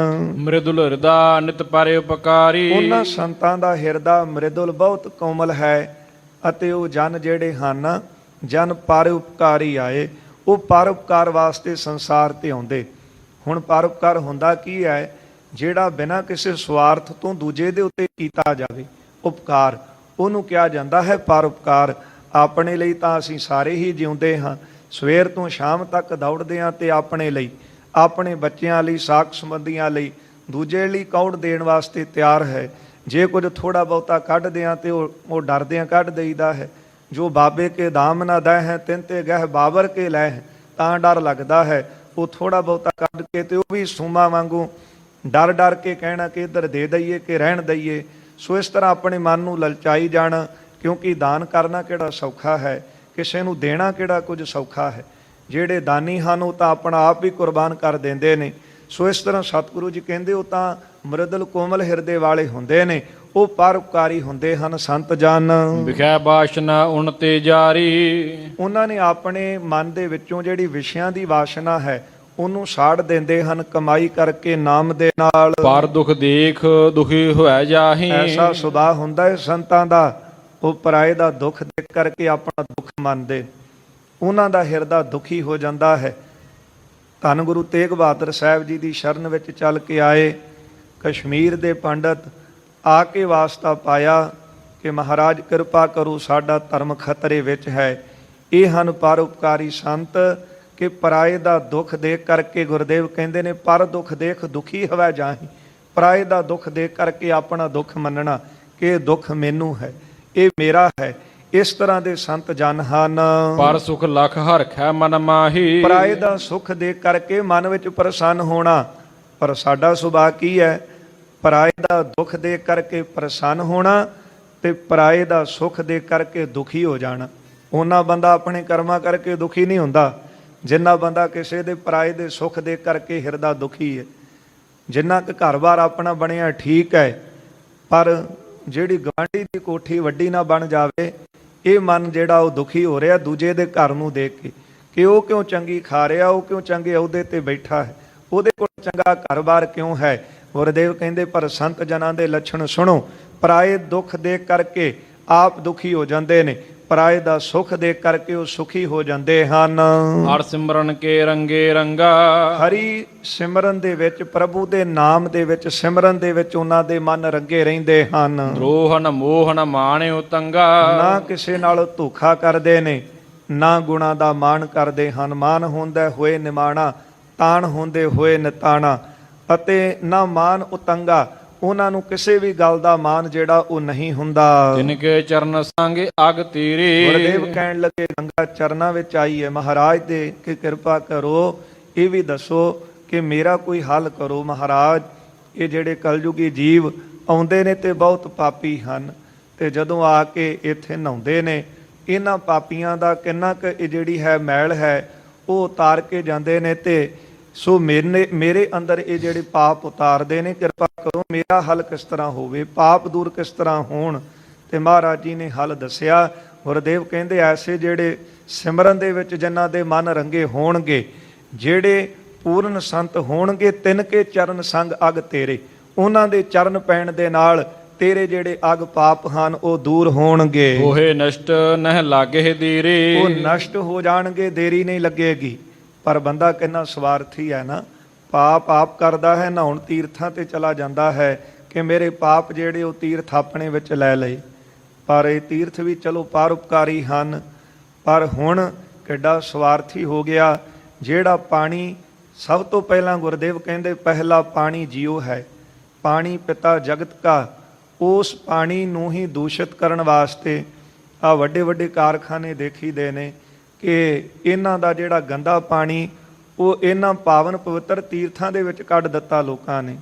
ਆ ਪਿਛਲੇ ਸਮੇਂ 'ਚ ਦੇਖਿਆ ਹੀ ਹੈ ਕਿ ਜਿਹੜੇ ਲੋਕ ਗੰਗਾ ਨਹਾਉਣ ਵਾਸਤੇ ਸਨਾਤਨ ਮੱਤ ਵਾਲੇ ਗਏ ਸਨ, ਕਿਸ ਤਰ੍ਹਾਂ ਉਹ ਗੰਗਾ ਦੇ ਵਿੱਚ ਜਿਹੜੇ ਮਾਹੜੇ ਜ਼ਹਿਰੀਲੇ ਪਦਾਰਥ ਪਾਏ ਹੋਏ ਨੇ ਪਾਣੀਆਂ ਦੇ ਵਿੱਚ, ਤੇ ਉਹ ਕਿਸ ਤਰ੍ਹਾਂ ਪਾਣੀ ਨੂੰ ਮਲੀਨ ਕੀਤਾ ਹੋਇਆ। ਇਹਨਾਂ ਨੂੰ ਵੀ ਕੋਈ ਮਤ ਬੁੱਧ ਮਾਲਕ ਦਵੇ। ਸੋ ਇਹ ਮਹਾਰਾਜ ਕਹਿਣ ਲੱਗੇ ਕਿ ਸ਼੍ਰੀ ਗੰਗਾ ਜੀ ਸੁਣ ਕੇ ਤਿਨਕੇ ਚਰਨ ਸੰਗ ਅਗ ਤੇਰੇ, ਉਹਨਾਂ ਦੇ ਚਰਨ ਪੈਣ ਦੇ ਨਾਲ ਤੇਰੇ ਜਿਹੜੇ ਹੋਏ ਨਸ਼ਟ ਨਹਿ ਲਾਗੈ ਦੇਰੇ, ਪਾਪ ਉਤਰ ਜਾਣਗੇ, ਦੇਰੀ ਨਹੀਂ ਲੱਗੇਗੀ। ਸ੍ਰੀ ਗੰਗਾ ਜੀ ਸੁਣ ਕੇ ਗਾਥਾ। ਜਦੋਂ ਮਹਾਰਾਜ ਜੀ ਦੇ ਬਚਨ ਇਹ ਗੰਗਾ ਨੇ ਸੁਣੇ ਹਨ, ਪੈ ਪਰਸੇ ਹਾਥ ਪੈਰ ਜਗਨਾਥਾ। ਤੇ ਜਗਤ ਦੇ ਮਾਲਕ ਸਤਿਗੁਰਾਂ ਦੇ ਚਰਨਾਂ ਨੂੰ ਪਰਸਿਆ ਹੈ ਜੀ, ਮਹਾਰਾਜ ਦੇ ਚਰਨਾਂ ਦੇ ਉੱਤੇ ਨਮਸਕਾਰ ਕੀਤੀ ਹੈ ਸੰਗਤ ਜੀ। ਪਰ ਜਿਹੜੇ ਬੁੱਧੀ ਜੀਵ ਨੇ ਉਹ ਕਈ ਤਰ੍ਹਾਂ ਦੀ ਤਰਕਾਂ ਕਰਦੇ ਨੇ, ਫਿਰ ਕਰਨਗੇ ਵੀ, ਤੇ ਉਹਨਾਂ ਦਾ ਤੇ ਸੁਭਾਅ ਹੈ ਕਿਰਤ ਨਿੰਦਕਾ ਧੁਰ ਹੀ ਪਿਆ। ਸੋਚ ਬਹੁਤ ਛੋਟੀ ਹੈ ਨਾ, ਜਿੰਨੀ ਕੁ ਸੋਚ ਹੈ ਉਨੀ ਕੁ ਗੱਲ ਸਮਝ ਦੇ ਵਿੱਚ ਪੈਂਦੀ ਹੈ। ਜਿਹੜਾ ਪਰਮਾਤਮਾ ਹੈ, ਕਰਤਾਰ ਹੈ, ਉਹਨੇ ਤਨ ਧਾਰਿਆ ਸੰਸਾਰ ਦੇ ਵਿੱਚ, ਤੇ ਉਹਨਾਂ ਤਾਂ ਸਾਰਿਆਂ ਦੀ ਪੁਕਾਰ ਸੁਣਨੀ ਹੈ। ਉਹ ਤਾਂ ਸਾਰਿਆਂ ਦੇ ਸਾਂਝੇ ਨੇ, ਸਾਰੇ ਹੀ ਮਾਲਕ ਦੀ ਸ਼ਰਨ ਵਿੱਚ ਆਉਂਦੇ ਨੇ। ਜਿੱਥੇ 33 ਕਰੋੜ ਦੇਵਤੇ ਹਨ, ਸੋ ਇਸੇ ਤਰ੍ਹਾਂ ਦੇਵੀਆਂ ਹਨ, ਜਿੰਨੇ ਤੀਰਥ ਹਨ, ਸੋ ਸਾਰੇ ਮਹਾਰਾਜ ਦੇ ਚਰਨਾਂ 'ਚ ਬੇਨਤੀਆਂ ਕਰਦੇ ਨੇ ਕਿ ਸਾਡੇ ਉੱਤੇ ਆਪਣੀ ਕਿਰਪਾ ਕਰੋ, ਮਿਹਰ ਕਰੋ, ਰਹਿਮਤ ਕਰੋ, ਸਾਡਾ ਵੀ ਉਧਾਰ ਕਰੋ। ਇਉਂ ਮਾਲਕ ਦੇ ਚਰਨਾਂ ਨੂੰ ਇਹਨੇ ਪਰਸਿਆ ਹੈ। ਦੋਹਰਾ ਪਰਸਤ ਹੀ ਨਿਰਮਲ ਭਈ। ਸਤਿਗੁਰਾਂ ਦੇ ਚਰਨਾਂ ਨੂੰ ਪਰਸਦਿਆਂ ਹੀ ਨਿਰਮਲ ਹੋ ਗਈ, ਪਵਿੱਤਰ ਹੋ ਗਈ। ਜਿਉਂ ਪਟ ਸਾਬਣ ਸਾਥ। ਕਹਿੰਦੇ ਇਸ ਤਰ੍ਹਾਂ ਨਿਰਮਲ ਹੋਈ ਜਿਉਂ ਪਟ ਸਾਬਣ ਸਾਥ। ਜਿਸ ਤਰ੍ਹਾਂ ਪੱਟ ਬਸਤਰ ਜਿਹੜਾ ਸਾਬਣ ਦੇ ਨਾਲ ਧੋ ਦਈਏ ਤੇ ਸਾਰੀ ਮੈਲ ਉਤਰ ਜਾਂਦੀ ਹੈ। ਕਹਿਤ ਉਪਾਇ ਨ ਲੀਜੀਏ। ਸਤਿਗੁਰੂ ਜੀ ਨੂੰ ਬੇਨਤੀ ਕਰਨ ਲੱਗੀ, ਮਹਾਰਾਜ ਮੈਂ ਤੁਹਾਡੇ ਚਰਨਾਂ ਵਿੱਚ ਭੇਟ ਲੈ ਕੇ ਆਈ ਹਾਂ। ਤੁਮ ਹੋ ਦੀਨਾਨਾਥ। ਆਪ ਜੀ ਗਰੀਬਾਂ ਦੇ ਮਾਲਕ ਹੋ, ਬੇਨਤੀ ਨੂੰ ਸੁਣਨ ਵਾਲੇ ਹੋ। ਚੌਪਈ ਸੁਨ ਕਰ ਸ੍ਰੀ ਗੁਰ ਬੈਣ ਉਚਾਰੇ। ਸੁਣ ਕੇ ਸਤਿਗੁਰੂ ਜੀ ਨੇ ਇਸ ਤਰ੍ਹਾਂ ਕਿਹਾ ਹੈ, ਇਹ ਤਨ ਨੈ ਕਿਛ ਕਾਜ ਹਮਾਰੇ। ਗੁਰਦੇਵ ਕਹਿੰਦੇ ਧਨ ਜਿਹੜਾ ਲੈ ਕੇ ਆਈ ਹੈ ਸਾਡੇ ਕਿਸ ਕੰਮ। ਲੋਕ ਜਾਂਦੇ ਨੇ ਇਹਨਾਂ ਤੀਰਥਾਂ ਤੋਂ ਮੰਗਦੇ ਨੇ, ਕੋਈ ਕਹਿੰਦਾ ਗੰਗਾ ਮਈਆ ਮੈਨੂੰ ਇਹ ਦੇ, ਕੋਈ ਗੋਦਾਵਰੀ ਕੋਲ ਜਾ ਕੇ ਮੰਗੇ, ਕੋਈ ਕਿਸੇ ਤੀਰਥ ਤੋਂ ਮੰਗਦਾ ਹੈ। ਪਰ ਸਤਿਗੁਰੂ ਐਡੇ ਦਾਨੀ ਹਨ ਕਿ ਜਦੋਂ ਦਸਮ ਸਰੂਪ ਧਾਰਨ ਕੀਤਾ ਤੇ ਜੇ ਪਟਨੇ ਦੀ ਧਰਤੀ ਤੇ ਸਤਿਗੁਰੂ ਬਾਲ ਚੋਜ ਕਰਦੇ ਨਾ ਤੇ ਮਹਾਰਾਜ ਜੀ ਆਪਣਾ ਕੰਗਨ ਜਿਹੜਾ ਸੀ ਉਹ ਗੰਗਾ ਦੇ ਵਿੱਚ ਸੁੱਟਦੇ ਨੇ, ਕਿਉਂਕਿ ਦਾਨੀ ਹਨ ਸਤਿਗੁਰੂ। ਤੇ ਜੇ ਮਾਤਾ ਜੀ ਪੁੱਛਦੇ ਨੇ ਪੁੱਤਰ ਜੀ ਕੰਗਨ ਕਿੱਥੇ ਹੈ, ਸਤਿਗੁਰਾਂ ਨੇ ਦੂਜਾ ਵੀ ਉਤਾਰ ਕੇ ਸੁੱਟਿਆ। ਕਹਿਣ ਲੱਗੇ ਮਾਤਾ ਜੀ ਇੱਥੇ ਕੁ ਸੁੱਟਿਆ ਹੈ। ਜੇ ਸਤਿਗੁਰੂ ਮਹਾਰਾਜ ਨਾਂਦੇੜ ਦੀ ਧਰਤੀ ਤੇ ਗਏ ਨੇ ਤੇ ਸਤਿਗੁਰੂ ਜੀ ਨੇ ਹੀਰਾ ਵਗਾ ਕੇ ਸੁੱਟਿਆ ਹੈ, ਕਿਉਂਕਿ ਸਤਿਗੁਰੂ ਦਾਨੀ ਹਨ। ਲੋਕ ਮੰਗਣ ਵਾਸਤੇ ਆਉਂਦੇ ਨੇ ਤੇ ਪਾਤਸ਼ਾਹ ਵੱਡੇ ਦਾਤੇ ਹਨ। ਇੱਥੇ ਜਾਨ ਕੋ ਦੇਤ ਜਾਨ ਕੋ ਦੇਤ ਜ਼ਮੀਨ ਕੋ ਦੇਤ ਜਮਾ ਕੋ ਦੈ ਹੈ, ਕਾਹੇ ਕੋ ਡੋਲਤ ਹੈ ਤੁਮਰੀ ਸੁਧ ਸੁੰਦਰ ਸ੍ਰੀ ਪਦਮਾਪਤ ਲੈ ਹੈ। ਸਤਿਗੁਰੂ ਧੰਨ ਗੁਰੂ ਸ੍ਰੀ ਗੁਰੂ ਨਾਨਕ ਦੇਵ ਮਹਾਰਾਜ ਦੇ ਚਰਨਾਂ ਜਦੋਂ ਭੇਟ ਕੀਤੀ ਹੈ, ਇਹ ਮਾਇਆ ਜਦੋਂ ਧਨ ਦੌਲਤ ਹੀਰੇ ਜਵਾਹਰਾਤ ਭੇਟ ਕੀਤੇ ਨੇ, ਪਾਤਸ਼ਾਹ ਕਹਿਣ ਲੱਗੇ ਸਾਡੇ ਕਿਸ ਕੰਮ ਦੇ ਹਨ। ਸਰਬ ਵਸਤ ਕੋ ਕਰੋ ਭੰਡਾਰਾ। ਗੁਰਦੇਵ ਕਹਿਣ ਲੱਗੇ ਕਿ ਸਾਰਾ ਧਨ ਲੈ ਜਾ, ਤੇ ਮਹਾਰਾਜ ਕਹਿੰਦੇ ਕਿ ਇਹਦਾ ਭੰਡਾਰਾ ਭਾਵ ਵੱਡਾ ਲੰਗਰ ਕਰ ਦੇ। ਵਿਤ ਪਰਮੇਸ਼ਵਰ ਦਿਓ ਆਹਾਰਾ। ਪਰਮੇਸ਼ਰ ਦੇ ਨਿਮਿਤ ਜਿਹੜਾ ਹੈ ਇਹ ਲੰਗਰ ਚਲਾ ਦੇ। ਗੰਗਾ ਕਹਿ ਤਰ ਕਿਰਪਾ ਗੁਸਾਈ। ਕਹਿਣ ਲੱਗੀ ਮਹਾਰਾਜ ਫਿਰ ਤੁਸੀਂ ਕਿਰਪਾ ਕਰਿਓ, ਮੇਰੀ ਇਹ ਬੇਨਤੀ ਪ੍ਰਵਾਨ ਕਰਿਓ।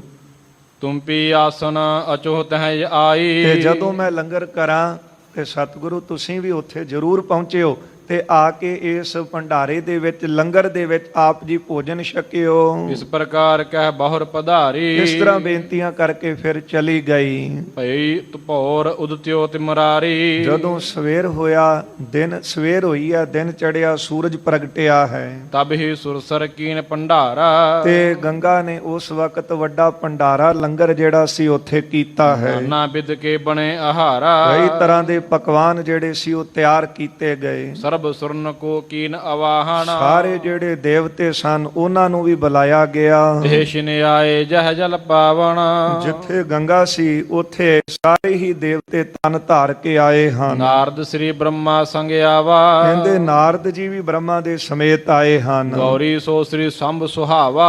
ਸਰਸਵਤੀ ਸ਼ਿਵ ਜੀ ਦੇ ਸਹਿਤ ਸ਼ੋਭ ਰਹੀ ਸੀ। ਸਸ ਸਵਤਾ ਸੁਨਕਾਦਿਕ ਪਾਵਕ। ਸੂਰਜ ਚੰਦਰਮਾ ਇਸੇ ਤਰ੍ਹਾਂ ਸਾਰੇ ਹੀ ਸਨਕਾਦਿਕ ਬ੍ਰਹਮਾ ਜੀ ਦੇ 4 ਪੁੱਤਰ ਸਨਕ ਸਨੰਦਨ ਸਨਤ ਸਨਤ ਕੁਮਾਰ, ਇਹ ਸਾਰੇ ਹੀ ਤੇ ਪਾਵਕ ਅਗਨ ਦੇਵਤਾ ਵੀ ਆਇਆ ਹੈ। ਵਰਨ ਕੁਬੇਰ ਸਮੀਰ ਬਨਾਵਕ। ਤੇ ਵਰਨ ਕੁਬੇਰ ਸਮੀਰ ਪਾਉਣ ਤੇ ਇਸੇ ਤਰ੍ਹਾਂ ਸਾਰੇ ਹੀ ਇਕੱਤਰ ਹੋ ਕੇ ਇੰਦਰ ਆਦ ਜੋ ਹੈ ਸੁਰ ਸਾਰੇ। ਇੰਦਰ ਆਦਿਕ ਸਾਰੇ ਦੇਵਤਿਆਂ ਦੇ ਸਮੇਤ ਸਭ ਆਏ ਸੁਰ ਨਦੀ ਹਕਾਰੀ। ਗੰਗਾ ਦੇ ਸੱਦੇ ਦੇ ਉੱਤੇ ਸਾਰੇ ਹੀ ਆਏ ਹਨ। ਰਿਖ ਮੁਨ ਜਤੀ ਸਤੀ ਸੰਨਿਆਸੀ। ਜਿੰਨੇ ਉੱਥੇ ਰਹਿਣ ਵਾਲੇ ਸਨ, ਰਿਖੀ ਸਨ, ਮੁਨੀ ਸਨ, ਜਤੀ ਅਤੇ ਸਤੀ ਸੰਨਿਆਸੀ ਸਾਰੇ ਹੀ। ਤਪੀ ਦਿਗੰਬਰ ਆਏ ਰਾਸੀ। ਤਪੀ ਦਿਗੰਬਰ ਸਾਰੇ ਹੀ ਇੱਥੇ ਪਹੁੰਚੇ ਹਨ। ਸੁਰ ਸਬਦ ਤੁਏ ਰੂਪ ਕੋ ਧਾਰੇ। ਜਿਹੜੇ ਦੇਵਤੇ ਆਏ ਸੀ ਇਹਨਾਂ ਮਨੁੱਖਾਂ ਵਰਗੇ ਰੂਪ ਧਾਰੇ ਹਨ। ਸ਼੍ਰੀ ਨਾਨਕ ਪੁਨ ਤਹਾਂ ਪਧਾਰੇ। ਧੰਨ ਗੁਰੂ ਨਾਨਕ ਦੇਵ ਮਹਾਰਾਜ ਜੀ ਵੀ ਇਹਦੇ ਸੱਦੇ ਦੇ ਉੱਤੇ ਉੱਥੇ ਪਹੁੰਚੇ ਹਨ। ਮਿਲ ਕੈ ਸਰਬ ਕਰਹਿ ਪਦ ਬੰਦਨ। ਸਾਰੇ ਦੇਵਤੇ ਇਕੱਤਰ ਹੋਏ ਨੇ, ਕਿਉਂਕਿ ਜਾਣਦੇ ਨੇ ਕਿ ਤਾਂ ਪ੍ਰਭੂ ਨੇ ਤਨ ਧਾਰਿਆ ਹੈ। ਕਲਯੁਗੀ ਜੀਵਾਂ ਦੇ ਉਦਾਰ ਵਾਸਤੇ ਸਾਰੇ ਮਾਲਕ ਦੇ ਚਰਨਾਂ ਦੇ ਵਿੱਚ ਨਮਸਕਾਰਾਂ ਕਰਦੇ ਹਨ। ਮਹਿਮਾ ਜਾਣੇ ਕਲ ਖੁਨ ਕੰਦਨ। ਇਹ ਜਾਣਦੇ ਹਨ ਸਾਰੇ ਦੇਵਤੇ ਕਿ ਪਾਪਾਂ ਨੂੰ ਕੱਟਣ ਵਾਲੇ ਸਤਿਗੁਰੂ ਹਨ। ਔਰ ਸੇਵ ਸੁਰ ਸਰਬ ਸੰਭਾਰੀ। ਹੋਰ ਜਿਹੜੇ ਦੇਵਤੇ ਸੀ ਉਹਨਾਂ ਨੇ ਸੇਵਾ ਸੰਭਾਲ ਲਈ। ਕਰਨੀ ਜੇ ਆਹਾਰ ਕੀ ਤਿਆਰੀ। ਇਹ ਲੰਗਰ ਆਪ ਤਿਆਰ ਕਰਨ ਲੱਗੇ ਹਨ। ਸ੍ਰੀ ਨਾਨਕ ਕਰ ਮਹਿ ਜਲ ਧਾਰਣਾ। ਧੰਨ ਗੁਰੂ ਨਾਨਕ ਦੇਵ ਮਹਾਰਾਜ ਜੀ ਦੇ ਚਰਨਾਂ ਨੂੰ ਸਾਂਭੀ ਸੇਵਾ ਚਰਨ ਪਖਾਰਣਾ। ਚਰਨਾਂ ਦੀ ਸੇਵਾ ਕਰਦੇ ਹਨ, ਚਰਨਾਂ ਨੂੰ ਧੋਂਦੇ ਹਨ। ਇਸ ਪ੍ਰਕਾਰ ਸਭ ਅਚਿਓ ਆਹਾਰਾ। ਇਸ ਤਰ੍ਹਾਂ ਸਾਰਿਆਂ ਨੇ ਇੱਥੇ ਗੰਗਾ ਦੇ ਸੱਦੇ ਤੇ ਪਹੁੰਚ ਕੇ ਸਾਰਿਆਂ ਨੇ ਭੋਜਨ ਛਕਿਆ ਹੈ। ਔਰ ਹਰਖੇ ਗੁਰ ਦਰਸ ਨਿਹਾਰਾ। ਬੜੇ ਪ੍ਰਸੰਨ ਹੋਏ ਹਨ ਕਿ ਅੱਜ ਸਤਿਗੁਰਾਂ ਦੇ ਦਰਸ਼ਨ ਹੋ ਗਏ।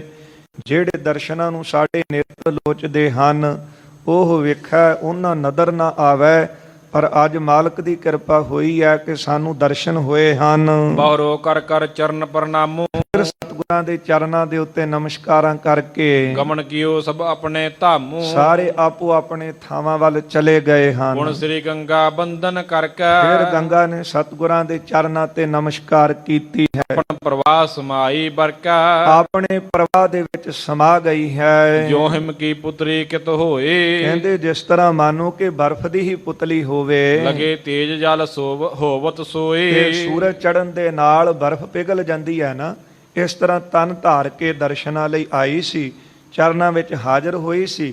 ਹੁਕਮ ਮੰਨ ਕੇ ਵੱਡਾ ਲੰਗਰ ਕਰਕੇ ਤੇ ਫਿਰ ਸੇਵਾ ਕਰਕੇ ਚਰਨਾਂ ਨੂੰ ਪਰਸ ਕੇ ਫਿਰ ਜਲ ਦੇ ਵਿੱਚ ਹੀ ਸਮਾ ਗਈ। ਦੋਹਰਾ ਮਿਲਹਿ ਪਰਸ ਪਰ ਨਰਕਾ ਹੈ, ਜਿਹੜੇ ਮਨੁੱਖ ਉੱਥੇ ਰਹਿਣ ਵਾਲੇ ਸਨ ਆਪਸ ਵਿੱਚ ਮਿਲ ਕੇ ਕਹਿਣ ਲੱਗੇ ਨੇ, ਭੰਡਾਰਾ ਕੀਨ। ਕਹਿੰਦੇ ਇੰਨਾ ਵੱਡਾ ਲੰਗਰ ਜਿਹੜਾ ਉਹ ਕੀਤਾ ਕਿਸ ਨੇ ਹੈ। ਜੇ ਕਿਸੇ ਨੇ ਕੋਈ ਲੰਗਰ ਵੱਡਾ ਚਲਾਉਣਾ ਹੋਵੇ ਉਹਦੀ ਤਿਆਰੀ ਕੀਤੀ ਜਾਂਦੀ ਹੈ, ਤੇ ਲੰਗਰ ਲਾਉਣ ਵਾਲੇ ਚਲੋ ਕਈ ਤਾਂ ਜਿਹੜੇ ਨਿਸ਼ਕਾਮ ਰਹਿ ਕੇ ਸੇਵਾ ਕਰਦੇ ਨੇ, ਪਰ ਕਈ ਤਾਂ ਆਪਣੇ ਨਾਮ ਨੂੰ ਚਮਕਾਉਣ ਵਾਸਤੇ ਦੱਸਣ ਵਾਸਤੇ ਕਿ ਅਸੀਂ ਵੀ ਸੇਵਾ ਕਰ ਰਹੇ ਹਾਂ, ਲੰਗਰ ਚਲਾ ਰਹੇ ਹਾਂ, ਉਹ ਆਪਣੇ ਨਾਮ ਨੂੰ ਪਹਿਲਾਂ ਅੱਗੇ ਰੱਖਦੇ ਹਨ।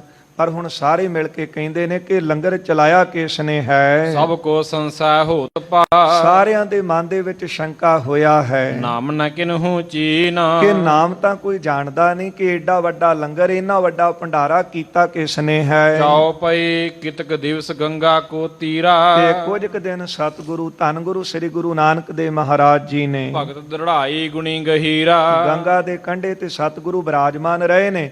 ਗੁਣਾਂ ਦੇ ਸਾਗਰ ਸਤਿਗੁਰੂ ਜੀ ਨੇ ਭਗਤੀ ਦ੍ਰਿੜ ਕਰਵਾਈ ਹੈ। ਜਿੱਥੇ ਅੱਜ ਆਪਾਂ ਜਾ ਕੇ ਸੁੰਦਰ ਸਥਾਨ ਦੇ ਦਰਸ਼ਨ ਕਰਦੇ ਹਾਂ, ਉਹ ਗਿਆਨ ਗੋਦੜੀ ਸਾਹਿਬ ਗੁਰਦੁਆਰਾ ਸੁਸ਼ੋਭਿਤ ਹੈ। ਇਸ ਸਥਾਨ ਤੇ ਮਹਾਰਾਜ ਕੁਝ ਦਿਨ ਬਿਰਾਜਮਾਨ ਰਹੇ ਹਨ ਤੇ ਗੰਗਾ ਦੇ ਕੰਢੇ ਤੇ ਵੱਡਾ ਲੋਕਾਂ ਦਾ ਇਕੱਠ ਹੁੰਦਾ ਸੀ। ਇਹਨਾਂ ਨੂੰ ਸਤਿਗੁਰੂ ਜੀ ਨੇ ਉਪਦੇਸ਼ ਦਿੱਤਾ ਹੈ ਕਿ ਭਾਈ ਮਨ ਦਾ ਇਸ਼ਨਾਨ ਵੀ ਕਰਵਾਓ, ਤੇ ਮਨ ਦਾ ਇਸ਼ਨਾਨ ਪ੍ਰਭੂ ਦੇ ਸਿਮਰਨ ਦੇ ਨਾਲ ਹੁੰਦਾ ਹੈ।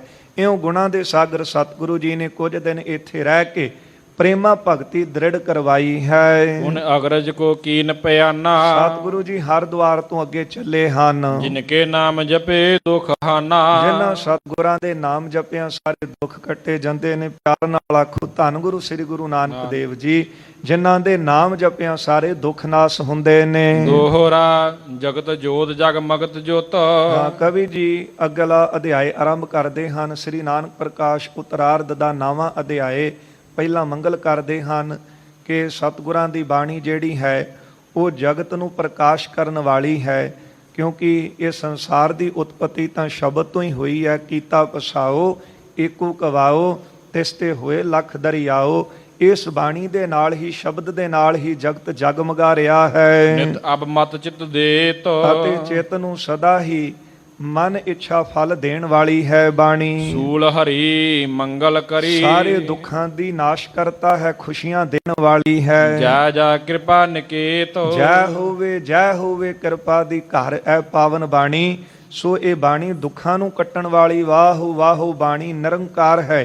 ਨਿਰੰਕਾਰ ਦਾ ਆਪਣਾ ਸਰੂਪ ਹੈ ਬਾਣੀ। ਸ੍ਰੀ ਬਾਲਾ ਸੰਦੁਰਵਾਚ, ਸ਼੍ਰੋਮਣੀ ਭਾਈ ਬਾਲਾ ਜੀ ਸੰਧੂ ਗੋਤ ਦੇ ਕਥਾ ਸੁਣਾ ਰਹੇ ਹਨ। ਖਡੂਰ ਦੀ ਪਾਵਨ ਧਰਤੀ ਹੈ। ਧੰਨ ਗੁਰੂ ਸ੍ਰੀ ਗੁਰੂ ਅੰਗਦ ਦੇਵ ਸਾਹਿਬ ਮਹਾਰਾਜ ਸੱਚੇ ਪਾਤਸ਼ਾਹ, ਬਾਬਾ ਅਮਰਦਾਸ ਜੀ ਜਿਨ੍ਹਾਂ ਨੇ ਤੀਜੇ ਸਥਾਨ ਤੇ ਗੁਰਤਾ ਤੇ ਬਿਰਾਜਮਾਨ ਹੋਣਾ, ਬਾਬਾ ਬੁੱਢਾ ਸਾਹਿਬ ਜੀ ਪੂਰਨ ਬ੍ਰਹਮ ਗਿਆਨੀ। ਸੋ ਹੋਰ ਬੇਅੰਤ ਸੰਗਤਾਂ ਬੈਠ ਕੇ ਇਸ ਅੰਮ੍ਰਿਤ ਨੂੰ ਕੰਨਾਂ ਨੂੰ ਡੋਨੇ ਬਣਾ ਕੇ ਪੀ ਰਹੀਆਂ ਹਨ। ਸ੍ਰੀ ਬਾਲਾ ਸੰਦੁਰਵਾਚ, ਚਾਉ ਪਈ ਸ੍ਰੀ ਫੇਰੂ ਸੁਤ ਸੁਣੀਏ ਕਥਾ। ਭਾਈ ਬਾਲਾ ਜੀ ਕਹਿੰਦੇ ਨੇ ਬਾਬਾ ਫੇਰੂ ਜੀ ਦੇ ਸੁਤ ਪੁੱਤਰ ਧੰਨ ਗੁਰੂ ਅੰਗਦ ਦੇਵ ਮਹਾਰਾਜ ਜੀ ਅੱਗੇ ਕਥਾ ਸੁਣੋ। ਵਿਖੀ ਜਥਾ ਮੈਂ ਕਥ ਕੋ ਤਥਾ, ਜਿਸ ਤਰ੍ਹਾਂ ਮੈਂ ਅੱਖਾਂ ਦੇ ਨਾਲ ਇਹ ਕੌਤਕ ਦੇਖੇ ਨੇ ਨਾ, ਉਹੀ ਮੈਂ ਕਥਾ ਇੱਥੇ ਸੁਣਾ ਰਿਹਾ ਹਾਂ। ਭਾਈ ਬਾਲਾ ਜੀ ਨਾਲ ਰਹੇ ਨੇ ਸਤਿਗੁਰਾਂ ਦੇ, ਤੇ ਇੱਕ ਹੁੰਦਾ ਸੁਣੀ ਸੁਣਾਈ ਗੱਲ ਕਰਨੀ, ਇੱਕ ਹੁੰਦਾ ਅੱਖੀਂ ਜੋ ਕੁਝ ਦੇਖਿਆ। ਤੇ ਭਾਈ ਬਾਲਾ ਜੀ ਨੇ ਨਾਲ ਰਹਿ ਕੇ ਸਾਰੇ ਕੌਤਕ ਮਹਾਰਾਜ ਜੀ ਦੇ ਅੱਖੀਂ ਤੱਕੇ ਨੇ। ਇਹ ਧੰਨ ਗੁਰੂ ਅੰਗਦ ਦੇਵ ਪਾਤਸ਼ਾਹ ਜੀ ਬਾਬਾ ਫੇਰੂ ਜੀ ਦੇ ਸੁਪੁੱਤਰ ਜੀ ਅੱਗੇ ਸੁਣੋ। ਜੋ ਕੁਝ ਮੈਂ ਦੇਖਿਆ ਉਹ ਮੈਂ ਇੱਥੇ ਕਥਾ ਸੁਣਾਉਂਦਾ ਹਾਂ। ਆਗਿਆ ਗਮਨ ਕੀਨ ਕੀਨ ਗੁਣ ਖਾਨੀ, ਗੁਣਾਂ ਦੇ ਖਾਨ ਸਤਿਗੁਰੂ ਧੰਨ ਗੁਰੂ ਸ੍ਰੀ ਗੁਰੂ ਨਾਨਕ ਦੇਵ ਮਹਾਰਾਜ ਹਰਿਦੁਆਰ ਇਹਨਾਂ ਨੂੰ ਨਿਹਾਲ ਕੀਤਾ ਹੈ। ਇਹਨਾਂ ਨੂੰ ਪ੍ਰੇਮਾ ਭਗਤੀ ਦੇ ਵਿੱਚ ਲਾਇਆ ਹੈ, ਸਤਨਾਮ ਦਾ ਚੱਕਰ ਫਿਰਾਇਆ ਹੈ। ਇੱਥੋਂ ਸਤਿਗੁਰੂ ਅੱਗੇ ਚੱਲੇ ਨੇ। ਨਰਨ ਉਦਾਹਰਨ ਜਿਨ ਮਨ ਬਾਨੀ, ਜਿਨ੍ਹਾਂ ਨੇ ਮਨ ਵਿੱਚ ਮਨੁੱਖਾਂ ਦੇ ਉਧਾਰ ਵਾਸਤੇ ਇਹੋ ਹੀ ਧਾਰਿਆ ਹੈ। ਭੁਜੰਗ ਛੰਦ ਹਾਂਜੀ, ਇਹ ਛੰਦ ਦਾ ਨਾਮ ਹੈ ਭੁਜੰਗ ਦੀ ਚਾਲ ਵਾਲਾ। ਚਲੇ ਜਾਤ ਮੋਹ ਸੰਗ ਬੋਲੇ ਕਿਰਪਾਲਾ। ਭਾਈ ਬਾਲਾ ਜੀ ਕਹਿੰਦੇ ਕਿ ਸਤਿਗੁਰੂ ਅਸੀਂ ਵੀ ਮਹਾਰਾਜ ਦੇ ਨਾਲ ਚੱਲਦੇ ਜਾ ਰਹੇ ਹਾਂ ਤੇ ਸਤਿਗੁਰੂ ਇਸ ਤਰ੍ਹਾਂ ਕਹਿਣ ਲੱਗੇ, ਅਬੈ ਦੇਖੀਐ ਕਾਨ ਕੀ ਬ੍ਰਿਜਸ਼ਾਲਾ। ਗੁਰਦੇਵ ਕਹਿਣ ਲੱਗੇ ਕਿ ਹੁਣ ਬਾਲੇ ਅੱਗੇ ਤੁਹਾਨੂੰ ਸ੍ਰੀ ਕ੍ਰਿਸ਼ਨ ਜੀ ਦੀ ਜਿਹੜੀ ਸ਼ਾਲਾ ਹੈ ਉਹ ਦਿਖਾਉਨੇ ਹਾਂ। ਇਹ ਜਿਹੜਾ ਬ੍ਰਿਜ ਇਲਾਕਾ ਹੈ ਇਹ ਮਥੁਰਾ ਦੇ ਨੇੜੇ ਨਗਰ ਹੈ, ਜਿੱਥੇ ਸ੍ਰੀ ਕ੍ਰਿਸ਼ਨ ਜੀ ਲੰਮਾ ਸਮਾਂ ਪਹਾੜ ਦੇ ਉੱਤੇ ਸੋ ਉਹਨਾਂ ਨੇ ਕਈ ਰਾਸ ਲੀਲਾ ਕੀਤੀਆਂ ਹਨ, ਬਾਲ ਚੋਜ ਕੀਤੇ ਹਨ। ਸੋ ਇਹਦਾ ਜੋ ਅੱਗੇ ਪ੍ਰਸੰਗ ਹੈ, ਜਿਸ ਤਰ੍ਹਾਂ ਤ੍ਰੇਤੇ ਦੇ ਅਵਤਾਰ ਸ੍ਰੀ ਰਾਮਚੰਦਰ ਜੀ ਦੇ ਵੇਲੇ ਤੋਂ ਇਹ ਜਿਹੜਾ ਪਹਾੜ ਸੀ ਇੱਥੇ ਪਿਆ ਹੈ। ਸੋ ਜਿਸ ਤਰ੍ਹਾਂ ਇਹਦੀ ਗਾਥਾ ਸੁਣਾਉਣਗੇ ਅੱਗੇ ਆ ਰਹੀ ਹੈ। ਜਹਾਂ ਆਵਤਾਰੰ ਧਰਿਓ ਕੰਸ ਨਾਸ਼ੂ। ਕਹਿੰਦੇ ਜਹਾਂ ਆਵਤਾਰੰ ਧਰਿਓ ਕੰਸ ਨਾਸ਼ੂ, ਜਿਹੜੇ ਕੰਸ ਦੇ ਨਾਸ਼ਕ, ਕੰਸ ਨੂੰ ਮਾਰਨ ਵਾਲੇ ਸ੍ਰੀ ਕ੍ਰਿਸ਼ਨ ਨੇ ਅਵਤਾਰ ਧਾਰਿਆ ਹੈ ਜਿੱਥੇ। ਕੀਓ ਹੈ ਕਲੋਲੰ ਜਸ਼ੋਦਾ ਆਵਾਸੂ। ਅਤੇ ਮਾਤਾ ਜਸ਼ੋਦਾ ਦੇ ਗ੍ਰਹਿ ਵਿਖੇ ਜਿਸ ਤਰ੍ਹਾਂ ਉਹਨਾਂ ਨੇ ਬਾਲ ਚੋਜ ਕੀਤੇ ਨੇ। ਸਵਈਆ ਰਵ ਕੀ ਤਨੀਆ ਜੈ ਸੁੰਦਰ ਰਾਜਤ। ਜਿੱਥੇ ਬਹੁਤ ਸੁੰਦਰ ਰਵ ਕੀ ਤਨੀਆ, ਸੂਰਜ ਦੀ ਪੁੱਤਰੀ ਜਿਹੜੀ ਜਮਨਾ ਹੈ ਉਹ ਵਹਿ ਰਹੀ ਹੈ। ਖੇਲਤ ਸਿਆਮ ਮਹਾ ਸੁਖ ਪਾਇਓ। ਇੱਥੇ ਸ੍ਰੀ ਕ੍ਰਿਸ਼ਨ ਜੀ ਖੇਡੇ ਹਨ ਤੇ ਬਹੁਤ ਸੁਖ ਪਾਇਆ। ਗਿਰ ਪੈ ਚੜ ਧੇਨ ਚਰਾਵਨ ਕੀ ਨਾ। ਪਹਾੜ ਦੇ ਉੱਤੇ ਚੜ ਕੇ ਇੱਥੇ ਗਊਆਂ ਚਰਾਉਂਦੇ ਸਨ। ਰਾਵ ਭਾਰ ਕੋ ਜਾਹੇ ਮਿਟਾਇਓ। ਤੇ ਧਰਤੀ ਦਾ ਬਹੁਤਾ ਭਾਰ ਜਿਹੜੇ ਦੂਰ ਕਰਨ ਵਾਸਤੇ ਆਏ, ਕਿਉਂਕਿ ਜਿਉਂ-ਜਿਉਂ ਧਰਤੀ ਦੇ ਉੱਤੇ ਭਾਰ ਵੱਧਦਾ ਹੈ ਫਿਰ ਉਸ ਵਕਤ ਧਰਤੀ ਦੀ ਪੁਕਾਰ ਨੂੰ ਸੁਣ ਕੇ ਪਰਮੇਸ਼ਰ ਜੀ ਸੰਸਾਰ ਦੇ ਉੱਤੇ ਅਵਤਾਰ ਭੇਜਦੇ ਹਨ। ਪਰ ਕਲਯੁਗ ਦਾ ਬਹੁਤਾ ਭਾਰ ਵਧਣ ਕਰਕੇ, ਪਾਪਾਂ ਦਾ ਭਾਰ ਵਧਣ ਕਰਕੇ ਇਸ ਸਮੇਂ ਧਰਤੀ ਦੀ ਪੁਕਾਰ ਸੁਣ ਕੇ ਆਪ ਨਾਰਾਇਣ ਕਲਾ ਧਾਰ ਜਗ ਮਹਿ ਪਰਵਰਿਓ। ਪਰ ਪਹਿਲੇ ਸਮਿਆਂ ਵਿੱਚ ਜਿਸ ਤਰ੍ਹਾਂ ਅਵਤਾਰੀ ਪੁਰਖ ਆਏ ਹਨ, ਬਾਣੀ ਦੇ ਅੰਦਰ ਆਪਾਂ ਬਚਨ ਪੜ੍ਹਦੇ ਹਾਂ, ਸਤਜੁਗ ਤੈ ਮਾਣਿਓ ਛਲਿਓ ਬਲ ਬਾਵਨ ਭਾਇਓ, ਤ੍ਰੇਤੈ ਤੈ ਮਾਣਿਓ ਰਾਮ ਰਗਵੰਸ਼ ਕਹਾਇਓ, ਦੁਆਪਰ ਕ੍ਰਿਸ਼ਨ ਮੁਰਾਰ ਕੰਸ ਕਰਤਾਰਥ ਕੀਓ। ਦੁਆਪਰ ਜੀ ਦੇ ਅਵਤਾਰ ਸ੍ਰੀ ਕ੍ਰਿਸ਼ਨ ਜੀ ਨੇ ਜਿਸ ਤਰ੍ਹਾਂ ਇੱਥੇ ਕਈ ਕੌਤਕ ਕੀਤੇ ਅਤੇ ਧਰਤੀ ਦਾ ਭਾਰ ਹੌਲਾ ਕੀਤਾ। ਕੁਲ ਦਾਤਨ ਕੇ ਸਭ ਨਾਸ਼ ਕਰੇ। ਦੈਂਤਾਂ ਦੀ ਕੁਲਾਂ ਨੂੰ ਨਾਸ਼ ਕੀਤਾ। ਮਿਲ ਗੁਆਰਨ ਸੰਗ ਮੈਂ ਖੇਲ ਮਚਾਇਓ। ਤੇ ਗਵਾਲਿਆਂ ਦੇ ਨਾਲ ਮਿਲ ਕੇ ਇੱਥੇ ਖੇਲ ਮਚਾਇਆ। ਪੁਰਾਣੇ ਸਮੇਂ ਵਿੱਚ ਇਹ ਜਿਹੜਾ ਬ੍ਰਿਜ ਨਾਮੀ ਨਗਰ ਸੀ, ਪਹਾੜ ਸੀ, ਇੱਥੇ ਗਵਾਲਾਂ ਦੇ ਵਾੜੇ ਹੁੰਦੇ ਸਨ। ਸੋ ਇੱਥੇ ਇਹਨਾਂ ਨੇ ਬਹੁਤ ਖੇਡ ਰਚਾਏ ਹਨ। ਹਮ ਸੋ ਇਹ ਬੈਨ ਕਹੇ ਜਬ ਲੋ। ਕਹਿੰਦੇ ਜਦੋਂ ਸਤਿਗੁਰਾਂ ਨੇ ਇਸ ਤਰ੍ਹਾਂ ਸਾਨੂੰ ਇਹਦੇ ਬਾਰੇ ਦੱਸਿਆ ਹੈ, ਤਬ ਲੋ ਬ੍ਰਿਜ ਭੂਮ ਸਮੀਪ ਦਸਾਇਓ। ਇੰਨੇ ਚਿਰ ਵਿੱਚ ਚੱਲਦਿਆਂ ਜਿਹੜੀ ਬ੍ਰਿਜ ਭੂਮੀ ਸੀ ਉਹ ਸਾਹਮਣੇ ਨਜ਼ਰ ਆਈ ਹੈ। ਗੁਰ ਏਕ ਬਲੋਕ ਕਹਿ ਬੈਠ ਗਏ ਤਬ। ਇੱਕ ਪਹਾੜ ਦੇ ਕੇ ਸਤਿਗੁਰੂ ਉੱਤੇ ਬੈਠ ਗਏ। ਬੈਣ ਭਣੇ ਗੁਰ ਸੋ ਮਰਦਾਨਾ। ਭਾਈ ਮਰਦਾਨਾ ਸਤਿਗੁਰੂ ਜੀ ਤੋਂ ਪੁੱਛਦੇ ਨੇ, ਜਮਨਾ ਤਟ ਕੂਟ ਪਰਿਓ ਕਿਹ ਭਾਂਤ ਸੋ। ਸਤਿਗੁਰੂ ਜੀ ਸਾਨੂੰ ਇਹ ਦੱਸੋ ਕਿ ਜਮਨਾ ਦੇ ਨੇੜੇ ਇਹ ਜਿਹੜਾ ਪਰਬਤ ਹੈ ਇਹ ਕਿਸ ਤਰ੍ਹਾਂ ਇੱਥੇ ਟਿਕਿਆ ਹੈ। ਦੂਸਰ ਨਾਹੇ ਸਮੀਪ ਦਸਾਨਾ। ਹੋਰ ਕੋਈ ਪਹਾੜ ਵੱਡਾ ਪੱਥਰ ਤਾਂ ਇਸ ਦੇ ਨੇੜੇ ਨਜ਼ਰ ਨਹੀਂ ਆਉਂਦਾ। ਗੁਰ ਮੇਰੇ ਸੰਦੇਹ ਭਇਓ ਅਤਸ਼ੈ। ਇਹ ਵੱਡਾ ਸ਼ੰਕਾ ਮੇਰੇ ਮਨ ਵਿੱਚ ਆਇਆ ਹੈ ਕਿ ਇੱਕ ਪਾਸੇ ਗੰਗਾ ਹੈ ਤੇ ਜੇ ਕੋਈ ਪਹਾੜੀ ਇਲਾਕੇ ਹੋਣ ਫਿਰ ਦੋਨੋਂ ਪਾਸੇ ਪਹਾੜ ਹੋਣ ਜਾਂ ਹੋਰ ਪੱਥਰ ਨੇੜੇ ਤੇੜੇ ਹੋਣ, ਪਰ ਇੱਕ ਵੱਡਾ ਪੱਥਰ ਜਿਹੜਾ ਪਹਾੜ ਦੀ ਸ਼ਕਲ ਵਾਲਾ ਉਹ ਇੱਥੇ ਪਿਆ ਹੈ। ਇਹਦਾ ਕੀ ਕਾਰਨ ਹੈ? ਮਨ ਵਿੱਚ ਸ਼ੰਕਾ ਆਪ ਦੂਰ ਕਰੋ। ਸੁਣ ਸ੍ਰੀ ਨਾਨਕ ਬੈਣ ਬਖਾਨਾ। ਸੁਣ ਕੇ ਭਾਈ ਮਰਦਾਨੇ ਦੀ ਇਹ ਬੇਨਤੀ ਸਤਿਗੁਰੂ ਜੀ ਨੇ ਬਚਨ ਸੁਣਾਇਆ। ਜਬ ਰਾਮ ਵਧਾਇਓ ਹੈ ਸਾਗਰ ਸੇਤ। ਸਤਿਗੁਰੂ ਜੀ ਕਹਿਣ ਲੱਗੇ ਇਹਨਾਂ ਦਾ ਇਸ ਤਰ੍ਹਾਂ ਮੰਨਣਾ ਹੈ ਸਨਾਤਨ ਮਤ ਦਾ ਕਿ ਜਿਸ ਵਕਤ ਤ੍ਰੇਤੇ ਦੇ ਅਵਤਾਰ ਸ੍ਰੀ ਰਾਮਚੰਦਰ ਜੀ ਹੋਏ ਤੇ ਜਦੋਂ ਉਹ ਗਏ ਹਨ ਸਮੁੰਦਰ ਪਾਰ ਕਰਨ ਵਾਸਤੇ, ਉਹਨਾਂ ਨੇ ਸੇਤ ਪੁਲ ਬੰਨਿਆ ਸੀ। ਜਦ ਲੰਕਾ ਨੂੰ ਗਏ ਤੇ ਪੁਲ ਬੰਨਣਾ ਸ਼ੁਰੂ ਕੀਤਾ। ਪ੍ਰਾਤਬ ਕੋ ਗਿਰਹਿ ਇਹ ਥਾਨਾ। ਤੇ ਜਦੋਂ ਉਹਨਾਂ ਨੇ ਪੁਲ ਬੰਨਿਆ ਸੀ ਸਮੁੰਦਰ ਦੇ ਉੱਤੇ, ਉਸ ਵਕਤ ਦਾ ਇਹ ਜਿਹੜਾ ਪੱਥਰ ਇੱਥੇ ਪਿਆ ਹੈ। ਸਭ ਹੀ ਬਿਰਤਾਂਤ ਕਹਿਓ ਇਹ ਕੋ। ਤੇ ਮਹਾਰਾਜ ਕਿਰਪਾ ਕਰੋ ਤੇ ਇਹਦਾ ਬਿਰਤਾਂਤ ਸਾਰਾ ਸਾਨੂੰ ਦੱਸੋ। ਹੋਰ ਅਸੀਂ ਕਿਹਦੇ ਤੋਂ ਜਾ ਕੇ ਪੁੱਛਣਾ ਹੈ ਕਿ ਕਿਸ ਤਰ੍ਹਾਂ ਇਹ ਜਿਹੜਾ ਪੱਥਰ ਇੱਥੇ ਟਿਕਿਆ ਇੰਨੇ ਲੰਮੇ ਸਮੇਂ ਦਾ। ਤੇ ਪਹਾੜਾਂ ਦੀਆਂ ਵੀ ਜੂਨਾਂ ਹਨ, ਕਈ ਜਨਮ ਸੈਲ ਗਿਰ ਕਰਿਆ। ਮਹਾਰਾਜ ਜੀ ਦੀ ਬਾਣੀ ਅੰਦਰ ਪੜ੍ਹਦੇ ਹਾਂ ਇਹ ਬਚਨ ਕਿ ਕਈ ਕਈ ਜਨਮ ਜਿਹੜੇ ਹਨ ਉਹ ਪਰਬਤਾਂ ਦੇ, ਪੱਥਰਾਂ ਦੇ, ਪਹਾੜਾਂ ਦੇ ਹਨ। ਤੇ ਸਤਿਗੁਰੂ ਜੀ ਸਾਨੂੰ ਇਹ ਦੱਸੋ ਕਿ ਇਹ ਜਿਹੜਾ ਪਹਾੜ ਇੱਥੇ ਕਿਉਂ ਟਿਕਿਆ ਹੈ ਇੰਨੇ ਲੰਮੇ ਸਮੇਂ ਦਾ, ਇਹ ਸਾਰਾ ਵਰਤਾਂਤ ਆਪ ਜੀ ਸੁਣਾਵੋ। ਪ੍ਰਭ ਬੈਨ ਭਣੇ ਸੁਣੀਏ ਮਰਦਾਨਾ। ਸੁਣ ਕੇ ਸਤਿਗੁਰੂ ਜੀ ਕਹਿਣ ਲੱਗੇ ਕਿ ਮਰਦਾਨਾ ਜੀ ਸੁਣੋ। ਜਬ ਸਾਗਰ ਸੇ ਸੰਪੂਰਨ ਭਾਰ, ਜਦੋਂ ਸਾਗਰ ਸਮੁੰਦਰ ਦੇ ਉੱਤੇ ਪੁਲ ਪੂਰਾ ਹੋ ਗਿਆ ਸੀ, ਰਗਬੀਰ ਤਬੈ ਇਹ ਭਾਂਤ ਬਖਾਨਾ। ਰਾਮ ਜੀ ਨੇ ਉਸ ਵਕਤ ਇਸ ਤਰ੍ਹਾਂ ਬਚਨ ਕਿਹਾ, ਗਿਰ ਗੇਰ ਨਾ ਆਨੋ ਔਰ ਅਬੈ। ਸਾਰਿਆਂ ਨੂੰ ਕਹਿ ਦਿੱਤਾ ਕਿ ਹੁਣ ਇੱਥੇ ਕੋਈ ਪਹਾੜ, ਕੋਈ ਪੱਥਰ ਨਾ ਲਿਆਵੋ। ਇਹ ਕਾਲ ਵਿਖਿਆ ਇਹ ਠਾਂ ਹਨੂਮਾਨਾ। ਉਸ ਵਕਤ ਹਨੂਮਾਨ ਜੀ ਇਸ ਜਗ੍ਹਾ ਪਹੁੰਚੇ ਸਨ ਇਹ ਪੱਥਰ ਲੈ ਕੇ, ਛਿਤ ਪੈ ਤਰ ਬੈਸ ਰਹਾ ਗਿਰ ਕੋ। ਤੇ ਉਹਨਾਂ ਨੇ ਪੱਥਰ ਉਸੇ ਵਕਤ ਉੱਥੇ ਹੀ ਰੱਖ ਦਿੱਤਾ, ਕਿਉਂਕਿ ਉਹ ਬਚਨ ਮੰਨਦੇ ਸਨ ਆਪਣੇ ਮਾਲਕ ਦਾ, ਅਵਤਾਰ ਜੀ ਦਾ, ਕਿਉਂਕਿ ਮਰਿਆਦਾ ਪੁਰਸ਼ੋਤਮ ਸਨ ਤੇ ਉਹਨਾਂ ਦਾ ਬਚਨ ਕਦੇ ਮੋੜਦੇ ਨਹੀਂ ਸਨ। ਹਨੂਮਾਨ ਜੀ ਕਹਿੰਦੇ ਬਚਨ ਸੁਣਦਿਆਂ ਹੀ ਪੱਥਰ ਇੱਥੇ ਰੱਖ ਦਿੱਤਾ।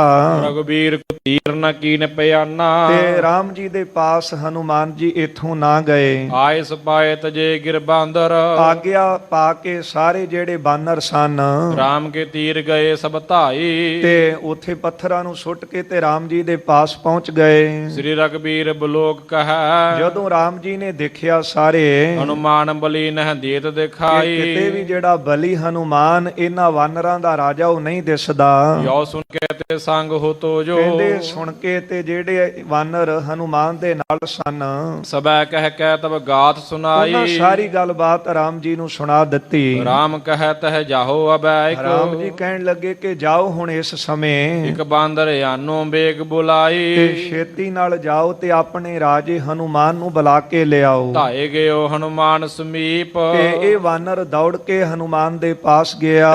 ਚਲੋ ਰਗਬੀਰ ਕੈ ਨੈ ਬੇਗ ਬੁਲਾਵਾ। ਤੇ ਜਾ ਕੇ ਸੁਨੇਹਾ ਦਿੱਤਾ ਕਿ ਤੁਹਾਨੂੰ ਰਾਮ ਜੀ ਛੇਤੀ ਬੁਲਾ ਰਹੇ ਨੇ, ਮੇਰੋ ਨਾ ਜਾਣ ਬਣੈ ਇਹ ਭਾਂਤ। ਤੇ ਅੱਗੋਂ ਸੁਣ ਕੇ ਕਹਿਣ ਲੱਗੇ ਹਨੂਮਾਨ ਕਹਿੰਦੇ ਮੇਰਾ ਇੱਥੋਂ ਜਾਣਾ ਨਹੀਂ ਬਣਦਾ। ਤੰਤ ਸਬੈ ਕਹਿ ਕੈ ਸਮਝਾਵਾ। ਇਹ ਸਾਰਾ ਵਰਤਾਂਤ ਜਿਹੜਾ ਸੀ ਉਹ ਵਾਨਰ ਜਿਹੜਾ ਸੁਨੇਹਾ ਲੈ ਕੇ ਆਇਆ ਸੀ ਰਾਮ ਦਾ, ਉਹਨੂੰ ਸੁਣਾ ਦਿੱਤਾ। ਸੋ ਸੁਣ ਕੇ ਪੁਨ ਰਾਮ ਸਮੀਪ ਉਹ ਗਏ। ਸੁਨੇਹਾ ਸੁਣ ਕੇ ਫਿਰ ਉਹਨਾਂ ਦੇ ਪਾਸ ਗਿਆ। ਸਭ ਹੀ ਸੋ ਪ੍ਰਸੰਗ ਸੁਨਾਵਾ। ਸਾਰਾ ਵਰਤਾਂਤ ਉਹਨਾਂ ਨੂੰ ਜਾ ਕੇ ਸੁਣਾਇਆ। ਆਵਤ ਹੈ ਨਾ ਪ੍ਰਭ ਜਨ ਨੰਦਨਾ। ਕਿ ਆ ਭਗਵਾਨ ਜੀ ਉਹ ਹਨੂਮਾਨ ਉਥੋਂ ਤਾਂ ਨਹੀਂ ਆ ਰਹੇ ਹਨ, ਮੋ ਸੰਗ ਐਸੇ ਹੀ ਬੈਣ ਅਲਾਵਾ। ਤੇ ਮੇਰੇ ਤਾਈਂ ਉਹਨਾਂ ਨੇ ਸਾਰੀ ਗੱਲ ਤਾਂ ਇਹ ਸੁਣਾਈ ਹੈ। ਜਾਹੇ ਪਹਾੜ ਉਪਾਰਨ ਮੈਂ ਜਬ। ਕੀ ਦੱਸਿਆ ਹੈ ਕਿ ਜਦੋਂ ਮੈਂ ਇਹ ਪਹਾੜ ਚੁੱਕਣ ਲੱਗਾ ਸੀ, ਲਾਗਿਓ ਤਬੈ ਇਵ ਬਾਨੀ ਅਲਾਈ। ਤੇ ਇਸ ਪਹਾੜ ਨੇ, ਪੱਥਰ ਨੇ ਮੇਰੇ ਤਾਈਂ ਇਹ ਗੱਲ ਕਹੀ ਸੀ। ਮੋਹਿ ਚਾਵੋ ਨਾਹੇ ਅਬੈ। ਉਹ ਬੋਲਿਆ ਸੀ ਪਹਾੜ ਕੇ ਹਨੂਮਾਨ ਨੂੰ ਜਦੋਂ ਚੁੱਕਣ ਲੱਗਾ ਸੀ ਨਾ, ਤੇ ਉਹ ਪੱਥਰ ਕਹਿੰਦਾ ਸੀ ਕਿ ਮੈਨੂੰ ਇੱਥੋਂ ਤੋਂ ਨਾ ਚੁੱਕ। ਜੇ ਉਚਾਵੋ ਤੋ ਸੁਣੀਏ ਮਨ ਲਾਈ। ਜੇ ਮੈਨੂੰ ਇੱਥੋਂ ਚੁੱਕਣ ਲੱਗਾ ਹੈ, ਕਿਉਂਕਿ ਮੇਰਾ ਵੀ ਇਹ ਟਿਕਾਣਾ, ਮੇਰੀ ਇਹ ਜਗ੍ਹਾ ਹੈ ਪਹਾੜ ਦੀ, ਪਰ ਜੇ ਮੈਨੂੰ ਇੱਥੋਂ ਤੂੰ ਚੁੱਕ ਕੇ ਲੈ ਚੱਲਿਆ ਤੇ ਮੇਰੀ ਇਹ ਗੱਲ ਸੁਣ ਲੈ। ਸ੍ਰੀ ਰਗਬੀਰ ਜਹਾਂ ਪਦ ਪੰਕਜ। ਜਿਸ ਜਗ੍ਹਾ ਸ੍ਰੀ ਰਾਮਚੰਦਰ ਜੀ ਹਨ ਉਹਨਾਂ ਦੇ ਚਰਨਾਂ ਕਮਲਾਂ ਦੇ ਵਿੱਚ, ਤਾਂ ਕੇ ਤਰੇ ਮੋਹਿ ਦੇਹੋ ਟਿਕਾਈ। ਉਹਨਾਂ ਦੇ ਚਰਨਾਂ ਦੇ ਥੱਲੇ ਮੈਨੂੰ ਜਾ ਕੇ ਰੱਖੀ। ਆਨ ਸਥਾਨ ਵਿਖੈ ਜੇ ਧਰਿਓ।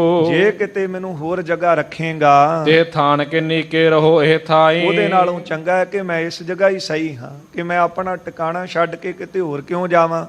ਤੇ ਜੇ ਮੈਨੂੰ ਤੂੰ ਲੈ ਕੇ ਚੱਲਿਆ ਏ, ਇਹਦੇ ਨਾਲੋਂ ਜਾ ਤੇ ਉਹਨਾਂ ਦੇ ਚਰਨਾਂ ਦੇ ਵਿੱਚ ਜਾ ਕੇ ਰੱਖੀ, ਨਹੀਂ ਤਾਂ ਮੈਂ ਇੱਥੇ ਹੀ ਚੰਗਾ ਹਾਂ। ਸੋਹ ਪਹਾੜ ਕੇ ਸੰਗ ਕਰੀ। ਕਹਿੰਦੇ ਉਸ ਵਕਤ ਹਨੂਮਾਨ ਨੇ ਉਸ ਪਹਾੜ ਦੇ ਨਾਲ ਬਚਨ ਕੀਤਾ। ਰਗਬੀਰ ਖਰੇ ਜੇ ਸਾਰੰਗ ਪਾਨੀ। ਕਿ ਜਿਸ ਜਗ੍ਹਾ ਸ੍ਰੀ ਰਾਮਚੰਦਰ ਜੀ ਹਨ, ਤਾਂ ਪਦ ਪੰਕਜ ਸੁੰਦਰ ਨੀਚੇ। ਉਹਨਾਂ ਦੇ ਚਰਨਾਂ ਕਮਲਾਂ ਦੇ ਹੇਠਾਂ ਮੈਂ ਦਿਓ ਟਿਕਾਏ ਭਲੇ ਮਨ ਬਾਨੀ। ਤੇ ਇਹ ਗੱਲ ਮੰਨ ਲਈ ਚੰਗੀ ਤਰ੍ਹਾਂ ਕਿ ਮੈਂ ਤੈਨੂੰ ਉਹਨਾਂ ਦੇ ਚਰਨਾਂ ਦੇ ਵਿੱਚ ਜਾ ਕੇ ਰੱਖਾਂਗਾ। ਜਿਉਂ ਕਹਿ ਕਰ ਲੀਨ ਉਚਾਈ। ਇਹ ਗੱਲ ਕਹਿ ਕੇ ਪਹਾੜ ਨਾਲ ਬਚਨ ਕਰਕੇ ਉਹ ਪੱਥਰ ਚੁੱਕ ਲਿਆ। ਚਲਿਓ ਮਗ ਤੂਰਨ ਜੋ ਬਲ ਖਾਨੀ। ਬਲਾਂ ਦੀ ਖਾਨ ਹਨੂਮਾਨ ਉੱਥੋਂ ਚੱਲ ਪਿਆ। ਸੇਤ ਸਪੂਰਨ ਹੋਏ ਗਇਓ ਪਰ ਤਬ। ਇਧਰ ਪੁਲ ਪੂਰਾ ਹੋ ਚੁੱਕਿਆ ਸੀ। ਆਪਨੇ ਆਇਸ ਯੋ ਫਰਮਾਨੀ। ਆਪ ਜੀ ਨੇ ਇਹ ਆਗਿਆ ਉਸ ਵਕਤ ਦੇ ਦਿੱਤੀ। ਜੋ ਜੇ ਥਾਨ ਵਿਖੈ ਗਿਰ ਲਿਆਵਤ। ਇਹ ਆਗਿਆ ਦੇ ਦਿੱਤੀ ਕਿ ਜਿਹੜੇ ਇਧਰ ਪੱਥਰ ਲਿਆ ਰਹੇ ਨੇ, ਪਹਾੜ ਲਿਆ ਰਹੇ ਨੇ, ਉਹ ਪਹਾੜ ਪੱਥਰ ਉੱਥੇ ਹੀ ਰੱਖ ਦਿਓ, ਉਹ ਤੇ ਆਪ ਇੱਥੇ ਪਹੁੰਚ ਜਾਓ। ਅਸੀਂ ਤਾਂ ਸਾਰੇ ਆ ਗਏ ਆ, ਪਰ ਉਹਨੇ ਇਹ ਬਚਨ ਪਹਾੜ ਦੇ ਨਾਲ ਕੀਤਾ ਸੀ। ਹੁਣ ਉਹ ਅਸਮੰਜਸ ਦੇ ਵਿੱਚ, ਚੱਕਰ ਦੇ ਵਿੱਚ ਪਏ ਹਨ ਕਿ ਮੈਂ ਪਹਾੜ ਨਾਲ ਵੀ ਬਚਨ ਕੀਤਾ ਕਿ ਤੈਨੂੰ ਲਿਜਾ ਕੇ ਉਹਨਾਂ ਦੇ ਚਰਨਾਂ ਕਮਲਾਂ ਦੇ ਵਿੱਚ ਰੱਖਾਂਗਾ, ਪਰ ਹੁਣ ਇੱਧਰ ਮਰਿਆਦਾ ਪੁਰਸ਼ੋਤਮ ਅਵਤਾਰੀ ਪੁਰਖ ਨੇ ਉਹਨਾਂ ਦਾ ਬਚਨ ਵੀ ਮੰਨਣਾ ਪੈਣਾ ਕਿ ਉਹ ਪਹਾੜ ਉੱਥੇ ਹੀ ਰੱਖ ਦਿਓ। ਇਸ ਕਰਕੇ ਉਹ ਪਹਾੜ ਉੱਥੇ ਰੱਖ ਕੇ ਬੈਠੇ ਹਨ। ਜਿਸ ਤਰ੍ਹਾਂ ਇਹ ਰਾਮ ਜੀ ਨੇ ਗੱਲ ਕਹੀ ਸੀ ਕਿ ਉਹਨਾਂ ਨੂੰ ਕਹੋ ਕਿ ਪੱਥਰ ਉੱਥੇ ਰਹਿਣ ਦਿਓ, ਅਸੀਂ ਅਗਲੇ ਯੁੱਗ ਦੇ ਵਿੱਚ ਆਵਾਂਗੇ ਤੇ ਉੱਥੇ ਲੰਮਾ ਸਮਾਂ ਬਤੀਤ ਕਰਾਂਗੇ। ਤਾਂ ਇਹ ਜਿਹੜਾ ਪਹਾੜ ਜਿਹੜਾ ਸੀ ਉਹ ਮਥੁਰਾ ਦੇ ਨੇੜੇ ਬ੍ਰਿਜ ਜਿਹੜਾ ਨਗਰ ਹੈ ਉੱਥੇ ਸ਼ਸ਼ੋਭਿਤ ਹੈ। ਉਹਨਾਂ ਦੇ ਬਚਨਾਂ ਸਦਕਾ ਉੱਥੇ ਟਿਕਿਆ ਰਿਹਾ। ਫਿਰ ਦੁਆਪਰ ਕ੍ਰਿਸ਼ਨ ਮੁਰਾਰ ਦੁਆਪਰ ਦੇ ਵਿੱਚ ਅਵਤਾਰ ਧਾਰ ਕੇ ਉੱਥੇ ਕਈ ਤਰ੍ਹਾਂ ਦੀਆਂ ਰਾਸ ਕੀਤੀਆਂ, ਕਈ ਤਰ੍ਹਾਂ ਦੇ ਬਾਲ ਚੋਜ ਕੀਤੇ ਨੇ। ਇਹ ਸਾਰੀ ਗਾਥਾ ਇਹਨਾਂ ਨੇ ਸੁਣੀ ਹੈ। ਸੋ ਇੱਥੇ ਸਮਾਂ ਸਮਾਪਤੀ ਤੇ ਹੈ। ਰਹਿੰਦਾ ਪ੍ਰਸੰਗ ਆਪਾਂ ਕੱਲ ਦੇ ਦੀਵਾਨਾਂ ਵਿੱਚ ਸਰਵਣ ਕਰਾਂਗੇ। ਸਤਿਗੁਰੂ ਜੀ ਬ੍ਰਿਜ ਤੋਂ ਹੋ ਕੇ ਅਯੁੱਧਿਆ ਫਿਰ ਕਾਸ਼ੀ ਪਹੁੰਚਣਗੇ। ਇਹ ਵਿਚਾਰ ਆਉਂਦੇ ਦੀਵਾਨਾਂ ਵਿੱਚ ਸਰਵਣ ਕਰਾਂਗੇ। ਸੋ ਹੋਈਆਂ ਭੁੱਲਾਂ ਚੁੱਕਾਂ ਦੀ ਖਿਮਾ ਕਰ ਦੇਣੀ ਜੀ। ਸਤਿਗੁਰੂ ਕਿਰਪਾ ਕਰਨ, ਰਹਿਮਤ ਕਰਨ, ਸਰਵਣ ਕੀਤੀਆਂ ਵਿਚਾਰਾਂ ਹਿਰਦਿਆਂ ਵਿੱਚ ਵਸ ਜਾਵਣ। ਲੋਕ ਸੁਖੀਏ ਪਰਲੋਕ ਸੁਹੇਲੇ ਹੋ ਸਕੀਏ। ਆਓ ਦੋ ਪੰਕਤੀਆਂ ਸਰਵਣ ਕਰੀਏ, ਇੱਥੇ ਫਤਿਹ ਬੁਲਾਈਏ ਜੀ। ਜੋ ਕਹਿ ਕਰ ਲੀਨ ਉਚਾਈ, ਚਲਿਓ ਮਗ ਤੂਰਨ ਜੋ ਬਲ ਖਾਨੀ। ਛੇਤ ਸੰਪੂਰਨ ਹੋਏ ਗਇਓ ਤਬ, ਆਪ ਨਿਆਇ ਜੋ ਫੁਰਮਾਨੀ। ਵਾਹਿਗੁਰੂ ਜੀ ਕਾ ਖਾਲਸਾ, ਵਾਹਿਗੁਰੂ ਜੀ ਕੀ ਫਤਿਹ।